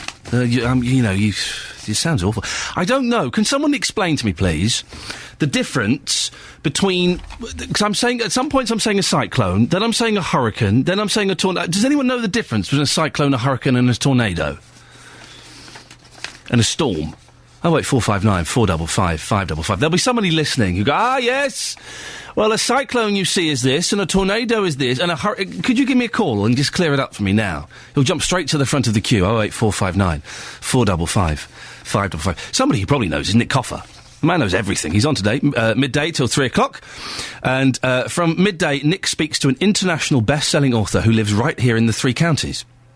Michael Morpurgo. Ooh. Tom Robinson is an army photographer from Wendover. He's spent time filming out in war zones like Iraq. And from 2 p.m, we speak to the producer of BBC's Saturday Kitchen, Nick Coffer, from midday. Always worth a listen. And Jonathan Vernon-Smith will be in about 10 minutes or so to tell us what's happening on his show. Now, we've been mentioning this all morning. You may be surprised to learn that there is a demand for Jimmy Savile merchandise, despite the sex abuse allegations which surround him. BBC Three Counties has found 24 items on eBay that have attracted multiple bids. The lots include a Jim will Fix It badge, which has 41 bids. It's going to sell for at least 216 quid. I reckon it'll push 300. Our reporter Justin Dealey has been in Stoke Mandeville this morning, where he spoke to a man called Martin, who used to work at the hospital there, which has been at the centre of the allegations. Now, Martin, we're talking about Jimmy Savile memorabilia this morning. Are you surprised that people are buying this stuff? No, not at all. People buy that sort of stuff. They're still buying Nazi stuff now, so why should it be any different for Jimmy Savile? Are these people sick? In my mind? Yeah. Well, why would you want to buy something that belonged to an abuser and possibly a paedophile? What sort of person wants to own that sort of thing? Beats the hell out of me. Now, back in the 1970s, you were doing some work at Stoke Mandeville Hospital, and you saw Jimmy Savile, and you saw him touching some of the younger girls. Tell us more about that. Say younger girls, these were nurses, and they would have only been about 19, 20. But you did hear of, possibly younger girls, schoolgirls that were up there for 15, 16 years of age up there for doing their games up at the stadium and things like that. I personally never saw that myself. I saw him sort of touching the backside of certain nurses and that, and then they were often complaining to the administration, but whether they did anything about it up there, I don't know. So back then you probably just thought he was a dirty old man. Are you shocked about what you've heard in the last few weeks? No, because there's no smoke without fire. It's an old saying. If I've seen those sorts of things, other things have come to light since. It doesn't surprise me at all. And what about Stoke Mandeville, Buckinghamshire being associated with Jimmy Savile now? Because obviously we're hearing the stories every single day. You're a local man. You can't be very happy about that because the whole world knows about his association with Buckinghamshire. Well, it disgusts me, to be honest with you. I don't know. I could use stronger language, but I won't because you're recording it. It's hard to put into words. The local people around here thought he was marvellous, thought the sunshine out of his proverbial, and all the work he was doing for charity, the spinal unit and all this. But to find out now that all this was just a front for his, whatever you want to call it, is disgusting. Upset isn't the word. Disgusted a lot of the people who be around here now. I think disgusted is definitely the right word. How do you feel about this stuff? There is Jimmy Savile stuff being sold on eBay, and speaking to someone earlier on, a guy called David, who sold a Jimmy Savile picture. He paid 15 quid for it a couple of years ago, or a few months ago. He sold it for over 30 quid. Doubled his money since the allegations. I think he bought it about 3 or 4 months ago, he said. How do you feel about it? 08459 455 555. Earlier on in the show, we had Colonel John Hamilton in, who is a poppy collector. And I think Jonathan will be talking about poppies a bit later on. We'll let him come in a few minutes and tell us that. If you missed it, it was from about 6:45 this morning. I thoroughly recommend you listen to it on iPlayer. Listen again. I have never had an interview like that before. We'll play a little bit in a few minutes, because I have never conducted an interview like that before. It was uncomfortable. It was awkward. I genuinely, if you listen to it, was it me? Was it him? I don't know. It's come away scratching my head. Anyway, we've been talking about poppies. We had another caller who said that everyone supports the work of the Royal British Legion. To put the other point of view across, David has tweeted me. You can tweet at Iain Lee or at BBC3CR. Re your earlier caller. Not everyone supports the work of the Royal British Legion. I certainly don't. And I think that's the thing that we have to be aware of when making sweeping statements, that we may think something, but that there will always be someone who disagrees. David, thank you for that. Jonathan. Yes. I have to say, your show, when you're going to go national at some point, aren't you? You're going to leave us and go to Radio 2 or something, aren't you? Do you know something I don't? Yes, I do. I've got the letter. No, because I was laughing so much at your show yesterday. Why? For the wrong reasons. Oh, right. The case for many people. I was in my car. I had a lovely drive to Sandy from 11 o'clock till 12, and I slowed down so that I could listen to the whole Consumer Hour. I sped up at the end when, who was it who came on? Don't ruin it now. No, it was, Pearl's a Singer came on, that lady. Oh, yes. Elkie Brooks. My mum used to play Pearl's a Singer. Da-da-da-da. I met her. She's wonderful, but bonkers. But lovely. But your Consumer Hour is a gift to me. It's a joy. Is it? It's one of my pleasures in life. Thanks very much. And there was a bit that really, really made me laugh. Which bit? I don't know. I heard you mention this earlier. I don't know what you're going to bring up. You don't know which bit? Which bit? You were talking to a lady about wrestling. It was this bit. So he's Raw when they kind of just grab one another, whereas SmackDown is when they fling them over the back and all that. It's all the same. Oh, what's the difference then? Oh, it's different type of wrestlers. Oh, I see. So, you might get the big ones, they do the Raw, and then the little ones do... In that case, I'm going to go Raw. What's so funny about that? Well, what was even better was later on you started calling it Slapdown. What is it? So is it that? Smackdown. Oh, Smackdown. But you started calling it Slapdown. Well, I don't know what it is. It's all a bit silly as far as I'm concerned. Yeah. So it's Raw the Are big... you a wrestling enthusiast then? You're laughing at it as if I didn't know. I'm not an enthusiast, but even I know what she was talking about. Do you? So is Raw the big ones? smack down the little Well, I was thinking perhaps Raw was Big Daddy, and what's funny? I think Big Daddy's dead, isn't he? Yeah, he's dead. Big Daddy's dead. He used to do the Daddy Splat. Yeah, the Daddy Splat. The Daddy Splat was when Big Daddy would climb up onto the side of the ring and then just jump on someone. That's good, Daddy Splat. But yes, it's moved on a bit since Giant Haystacks and Kendo Nagasaki. Has it really? Yes, a little bit, yes. Oh, gosh. But thank you for that, and it really, I've got that now as my ringtone, that clip. It really made my day. It was so funny. I really... well, I'm pleased I made you laugh for all the wrong reasons. And Tim, your producer, he could have stepped in at any moment to have saved you from that embarrassment. No, he chose not to. They leave me writhing around in agony on air. It was an excellent show. I thoroughly enjoyed it. Thanks, Ian. Talking of excellent shows, yes. What about your interview earlier with the Colonel? Colonel John Hamilton, who's raised a lot of money for the Royal British Legion, yes. Well, I was gripped in my car, in my luxury car earlier. I was gripped. I was clinging to the steering wheel for dear life, to be honest with you. It was very uncomfortable. Yes, and from 9 on the big phone-in, if it's all right with you, I'd like to use this as a springboard for discussion. Should Ian Lee be sacked for being rude to a colonel? No, I was very interested. I mean,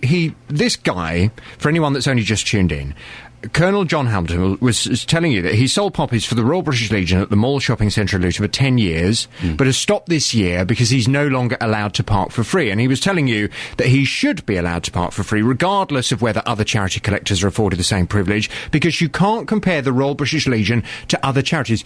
Let's just remind ourselves what he said. I care passionately about the Royal British Legion. I care passionately about people supporting the Royal British Legion.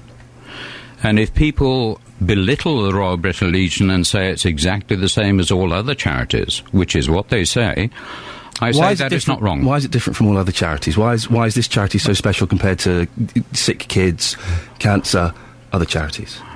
It's the charity that Her Majesty the Queen goes to the Royal Albert Hall every year. It is the charity that is represented at the Cenotaph with everyone wearing their poppies, supported by Her Majesty the Queen. It is a national charity that's been going since 1921. And that makes it better than other charities? It does. Well, from 9 this morning, I want to hear your views. Is the Royal British Legion the most important charity? 08459 455 555. Perhaps you totally agree with Colonel John Hamilton. You think, yes, the Royal British Legion, it is, out of all the charities we have in the UK, it is without doubt the most important. The charity represents our freedom, and we should all give our money to the Royal British Legion over other charities, and they should be afforded special privileges. Or perhaps you totally disagree with him. Perhaps you don't believe the Royal British Legion is the most important charity. Perhaps you know of one that's far more deserving. 08459 455 555. From 9, we'll discuss it on the big phone-in. David tweeted me and says, I don't support the work of the Royal British Legion. You can't say that everyone does. And listen, they do great work, and the Colonel has raised lots and lots of money and has done it for years. Good luck to him. But I would suggest that if you've had personal involvement with a disease or a condition or a charity or something, then that one is the most important to you. But yes, it is supporting freedom and things like that, apparently. From 9, we'll discuss it. I look forward to listening to it, Jonathan. Thank you very much. You still up for Thursday? Yes! You're not going to do a daddy splat on me, are you? If you're lucky. We'll see how much we drink at lunchtime. See you later. He looks genuinely terrified. I think that's terror. Or maybe it's excitement. I don't know. Jonathan Bernard-Smith.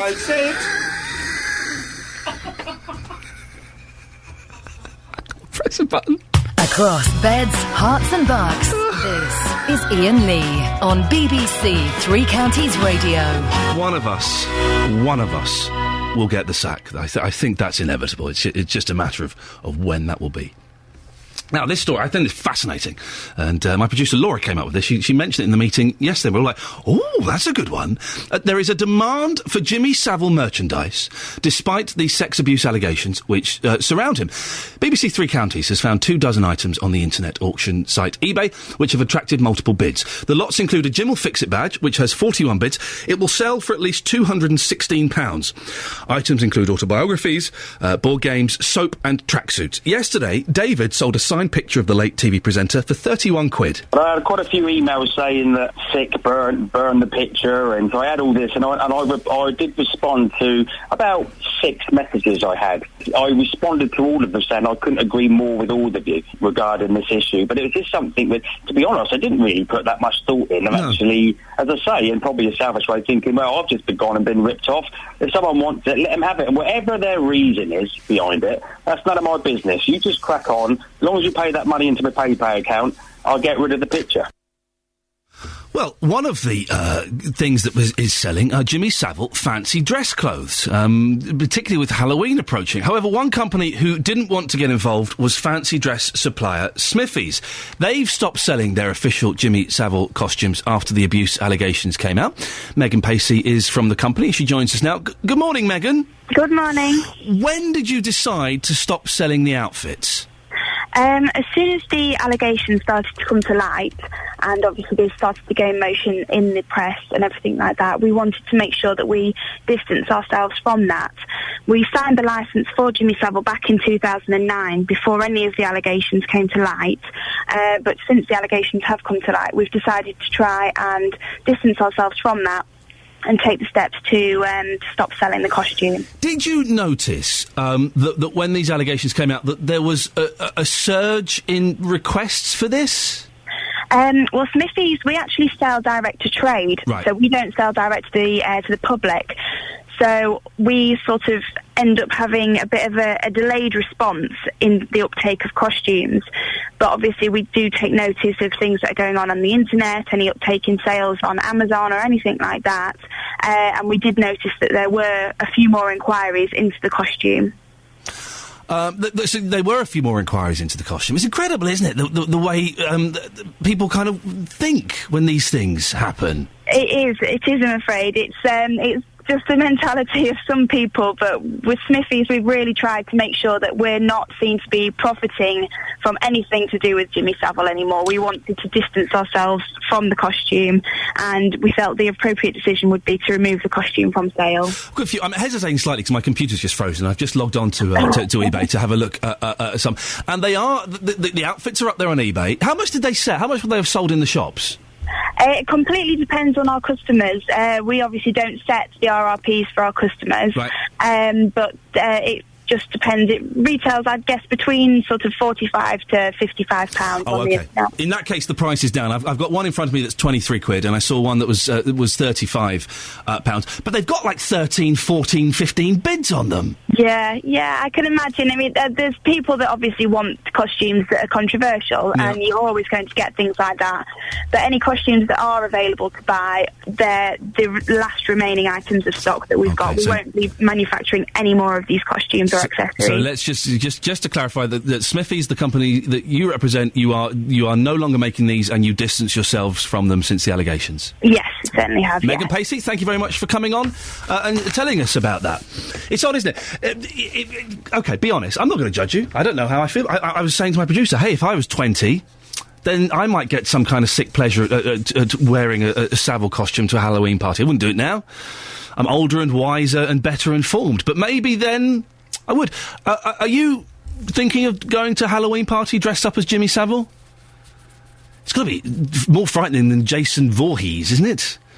From what film is that from? The one with the hockey mask? Friday the 13th, isn't it? I can see why people would do it. I can see why people would think it was a laugh. And it's not in any way to say that what has happened and Savile's crimes are funny.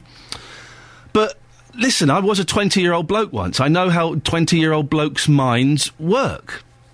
And there will be some crazy character turning up at the door and, now then, doing all of that kind of stuff.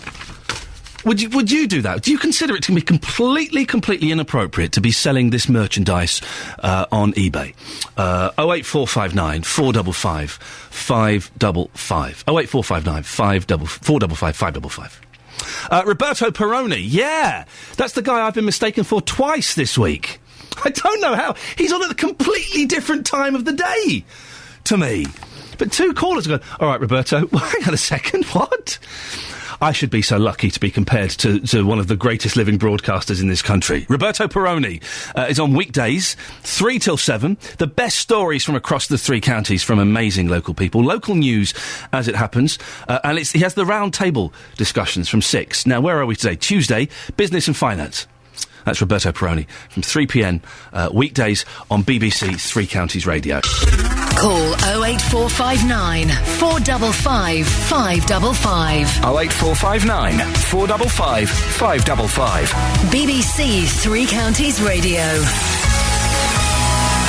That's the phone number. I suggest you make good use of it, because while I'm this is on my watch, then I want to get as many of your phone calls as we possibly can.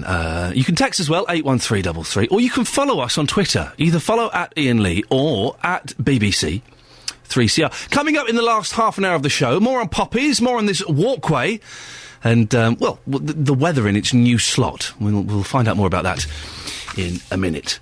Now, I just pressed that button again when I shouldn't have done. I do apologise. You've probably started to see poppy sellers around the three counties. They seem to be absolutely everywhere at the moment, which is good. One collector who has sold poppies in the Mall in Luton for 10 years will not be selling there this year because his free parking has been taken away, and he is concerned about security. Colonel John Hamilton has raised £8,000 from the collection last year for the Royal British Legion. Earlier on, he joined me in the studio. I'm upset about not being given free parking and the security that goes with it. It's a two-part thing. Why can't you pay for the parking? Me personally, of course I can. Tell me why I should. You tell me why you shouldn't. No, you tell me why I should. Because everybody has to pay for parking, and all the other charity collectors pay for the parking. Now you tell me why you shouldn't. I shouldn't because the Royal British Legion should be supported by them all. The Royal British Legion should not be giving money to them all to sell poppies. Right. It's the other way around. If you missed the interview, it got a little bit tense, I guess. It wasn't quite Frost Nixon. Do listen, it wasn't. Go and listen to the iPlayer, about 7:15. You may enjoy it, you may not. Anyway, Angela Parker is selling poppies in Bedford this morning. Good morning, Angela. Well, good morning to you. Where exactly are you? Whereabouts do you loiter? Right. Well, at the moment I am loitering, but only to speak to you because I was pre-warned. I'm actually in the poppy shop that I create in Bedford. Oh. And that, I mean, from what I've just heard, the Mall in Luton, I suppose, is something on similar lines. And I open a shop for 2 weeks. I've already done a stint at the railway station, and I didn't go in the proper car park because I would have probably still been waiting with the queues to sell poppies. Right. And I'm there for the fortnight, and I was there at 6 o'clock this morning till 8 until the others took over. Good for you. And I asked, sometimes it's not what you say, it's how you say it. Yeah. But I did ask yesterday, could I leave my car there and I wouldn't be, was there any fear of clamping? And he said, no, not at all. Well, that's Capital Connect who have offered the... So you got free parking. Which train station was this, Angela, sorry? This is Bedford. Now, train I hasten station. to add, that is only between 6 and 8. Okay. All my other collectors are parking elsewhere. Right, okay.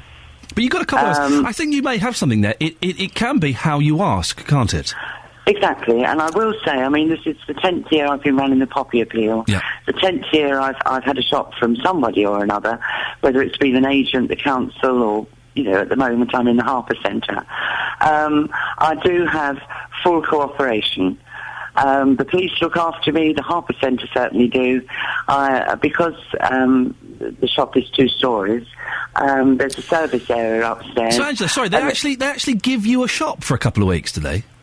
Well, there is an arrangement. Fantastic. Okay. I'm not going to go into that. Say no more. A few backhanders, a brown envelope is transferred, yes. No. That's great, though. But, I mean, sort of in Bedford, as I say, we all do a bit of networking somewhere in our lives. Yeah. I've made the approach, and everybody is so cooperative. In fact, 2 years ago, I hostessed, I don't know what the word would be for that, a Poppy Awards evening. And I thought, well, it's not just the poppy sellers and, sort of organisations who do something for me. And I included the TA, local TA, the police, the council, the bus company. The list went on, and they all had a certificate of appreciation. That goes a long way. Thank you doesn't too long to say. You mentioned the security and the police keeping an eye on you. Do you feel safe? But particularly when you're out and about with your bucket and your tray, do you feel safe? Well, yes. Mm. Yeah. I mean, I wouldn't put anybody, selling poppies in silly places. I mean, it's where they should be seen. But again, there is sufficient coverage, I would say, in Bedford town, and so many people know us anyway. I mean, I started at the railway station yesterday morning, and I haven't commuted for, 10 years to London to work. And there's people I recognise from then. And it's lovely. I mean, it's very rewarding with the poppy appeal. Otherwise, well, it's a superb charity. Well, Angela, we had the Colonel on earlier on who was saying it was the most important charity. Why is the poppy appeal so important to you? I haven't served in the forces. I've got no military background at all, and I didn't volunteer for this volunteer role. I was pushed and shoved and cajoled, but that's another story, and I took it on. I have been involved with other charities, but there's just something special. I won't say it's the most important charity. There's so many out there, and they're all doing good work, and I work with others as well. But it is special because it's our men, our fighting forces, and there's what we have to get away from, which I'll just put in here. A lot of people still think the British Legion only deal with the First and Second World Wars. We deal with every individual of, sort of from any combat. And there's only been a couple of years since the ending of World War II where we haven't been involved in conflict. It is special, and running a shop, you're seeing people, veterans of all ages and serving, but one's still serving, and they'll all come in and tell you something. And what I've learned over nearly 10 years is phenomenal. And lots of people say the media tell us too much about what's going on in, say, Iraq or Afghanistan. We hear a little bit more from the individuals who come in. But parties, I mean, okay, we work our socks off to do it. I won't say how much sleep I'm getting at the moment. It's not a lot. And it's 7 days a week for me and a lot of my helpers. But what the most rewarding thing is when somebody takes the trouble to come in or go up to one of us and say, thank you for helping me. Angela, listen, we'll leave it there. It's Angela Parker, who's selling poppies in Bedford. And sounds like she's having a good crack at it. Well done. Thank you very much. Indeed. Steve from Hemel, having just checked their website. This is the Mall, the parking in the Mall. It costs £8 to stay more than 5 hours at Luton Mall. I agree with the Colonel. Why should any charity collector pay that? Surely the Mall makes enough money they can allow 1 or 2 collectors to do so freely a day. I'm willing to bet their staff or management don't pay that fee. Lucy in Sundon Park says, Ian, I think the Royal British Legion do great work. No one can deny that. But I support animal charities only. And the way I see it is that it is my money. I will do with it as I wish. We all have different priorities. There is, you can be kind of looked down upon, can't you, if you're seen to be not wearing a poppy. Here's a little bit of inside gossip. If you appear on BBC television, they give you a poppy before you go on. You're not allowed on without a poppy. They give you a poppy. And I was on another channel the weekend, and there were poppies in there, and they said, you have to wear a poppy. And as soon as they said the word have, I kind of like, do you know what, I'm not going to this evening. It's a little bit, I probably will wear a poppy at some point, but there is kind of, you're looked down upon if you don't wear a poppy. John is in Milton Keynes. Good morning, John. Oh, good morning, Ian. What can I do for you, sir? Well, it's with regard to an interview with the Colonel. Yes, they spoke to Colonel John Hamilton at about 10 to 7 this morning. Yes, a poppy seller. Yeah, sure. I thought the way you conducted the interview was excellent. Thank you very much. You asked all the right questions, but I was unhappy with the Colonel's response. Now, I'm going to be careful because he's not here and I don't want to go off on one, but I understand I found his answers a little bit obtuse. Yes. At times. Yes. And he didn't seem, in my opinion, to do himself many favours. But the issue that he was talking about not getting the free parking and the security that brings, do you think that he should be entitled to that? Well, I think basically that all charities, whatever they're collecting, should be allowed free parking and, not necessarily security, because presumably they can arrange their own security. The security aspect is not really a problem with me.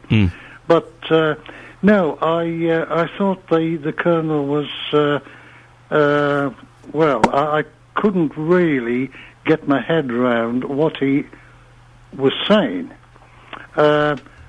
except, as I say, that, yes, I fully support the Royal British Legion, but I couldn't really deal with what he was saying. John, listen, we'll leave it there. Thank you very much indeed. If you want to hear it again, it's on the iPlayer. I suggest, listen, I've had emails and a couple of tweets about this. I suggest we put it out as an audio boo.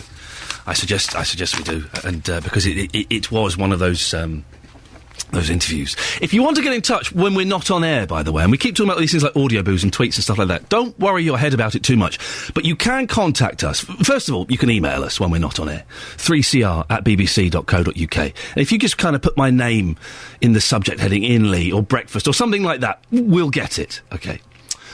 Or there are other ways as well. If you're on Facebook, find the BBC Three Counties page. And that's a cracking page, because not only do we post stuff about our show on there, but also Nick's show, and Jonathan will always post his... Jonathan will kind of post his question of the day, his big question up, before the show. So you can kind of have a little think about it, and maybe have a little say online. Or you can follow us on Twitter. I'm at Iain Lee, IAINLEE. I warn you, I go on about the monkeys a lot. Yeah, I know. All right, I saw you raise your eyebrows there. I actually saw that. So my producer, shame on you. If you're not interested in the monkeys, then you're probably better off following at BBC 3CR.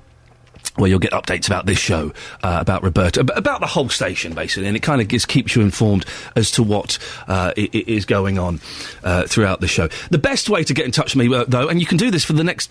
look, it's nearly 9:15. Who'd have thunk it? Is give me a call. 08459 455 555. I'm as keen as I can while this is on my watch, and it will be for a while, to get your voices on air. Whether you agree or disagree. In fact, I kind of enjoy it more when you disagree.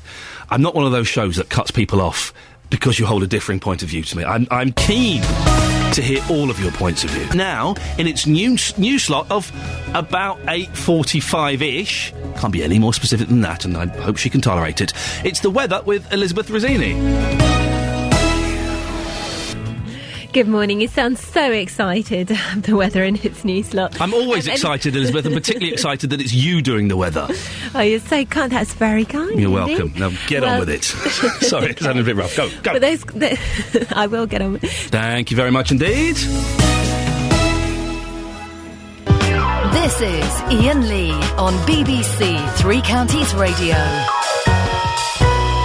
Morning, 12 minutes to 9. Coming up at 9 o'clock, it's Jonathan Vernon Smith. Always worth a listen. Had me in hysterics yesterday. It was absolutely fantastic, so it's definitely worth tuning into that. Now, the UK's first universally accessible walkway has been built in Buckinghamshire.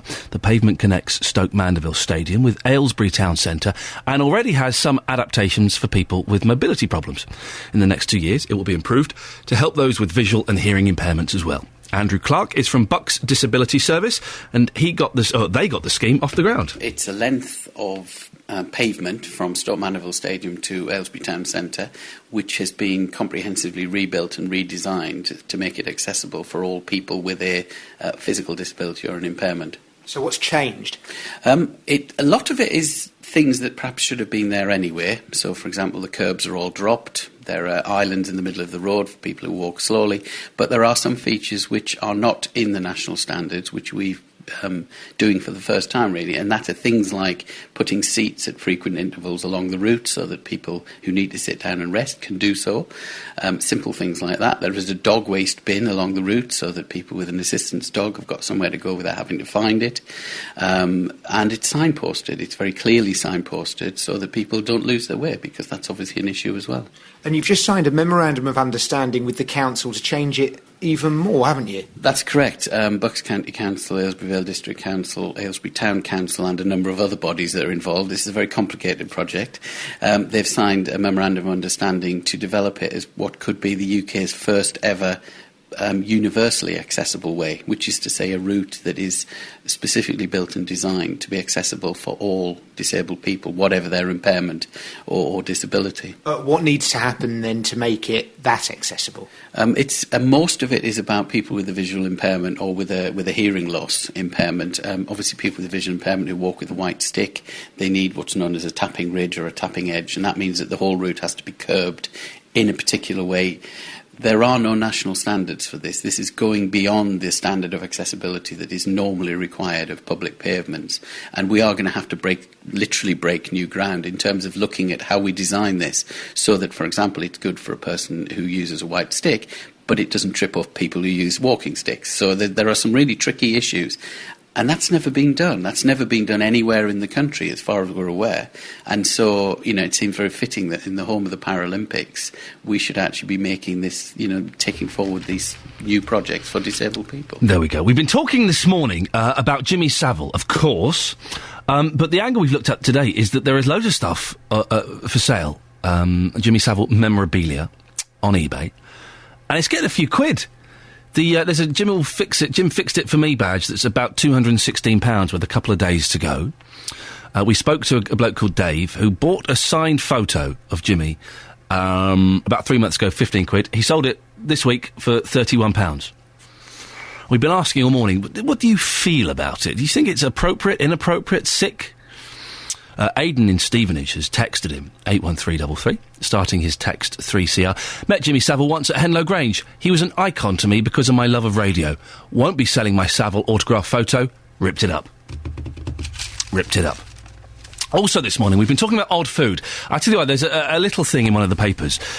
Chef Ben Spalding wants you to lick his bricks. No, it isn't a euphemism. The rising star of the food world is about to start cooking in a new London restaurant where the menu will include his signature chicken on a brick. Spalding says customers will be encouraged to actually lick the brick. Come on! I'm not paying, and I bet it's a lot of money. I bet it tastes great, but a lot of money. I'm not paying to lick a brick. And it's kind of got us talking about odd things that you have eaten. I think it's a myth, isn't it, that pregnant women like licking coal. I don't believe any pregnant woman has ever done that. I think it's one of those myths. My wife, when she was pregnant, chocolate and pizza. I can live with that. Those are the kind of cravings I am more than happy to abide by. 08459 455 555. Weird things you've eaten. Pam Brunning is the editor of the Food and Wine Journal. Good morning, Pam. Good morning. I don't know if you ever had children or anything, but is it a myth about pregnant women licking licking coal, sorry? No. Pregnant women do get weird cravings for different things, and I have heard of them licking coal.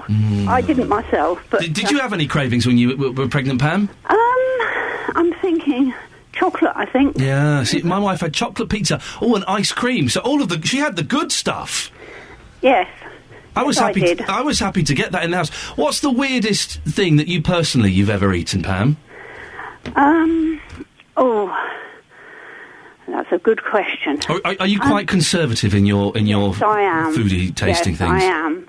But there are restaurants out there that are serving most weird things these days. Any examples? Well, the Danish restaurant chef came over, Noma. The chef came over to this country, Rennie Repesi, and he had a pop-up restaurant at Claridge's, and they were serving live ants. Oh, they were not. They were live ants. Yes. That's just dirty. So you get a spoonful of live ants and they're running around and you pop them in your mouth? Evidently they taste of lemongrass. Well, why not eat lemongrass? Why not just have some lemongrass? Absolutely. Ooh, These were very special ants from Denmark, evidently. Oh, OK, so it's not just the kind of ants that you can get in your back garden or anything? No. OK. But they do... cook ants and locusts and this sort of thing. They deep fry them and that. They're evidently very crunchy. Well, this fella, you talk about the guy from Noma, because this is also in this report, and they must have a thing for eating live creatures, because they had live shrimps. Yes. I don't think... listen, I'm a vegetarian, so I certainly couldn't, but I would be very disappointed if I was with someone eating a live shrimp. I couldn't cope with that, I don't think. Never tempted, Pam, to... Because in different parts of the... It's weird, isn't it? It's what we find acceptable in our own culture. Different parts of the world, a bit of reindeer, horse, maybe a bit of dog. Yes, some countries, they even cook rats. Oh, dirty. Would you ever eat a dog sandwich, Pam? No, I couldn't cope with that. Horse pie? I have had horse meat, yes. Ooh, yes. What did it taste like? It's quite strong and not to my palate at all. Would you ever have a snake baguette? No. No, you wouldn't eat that? No. How about dog? You don't fancy dog? Because No, I bet dogs are tasty. No. You get a hind leg. No? Donkey sausage they are producing in France.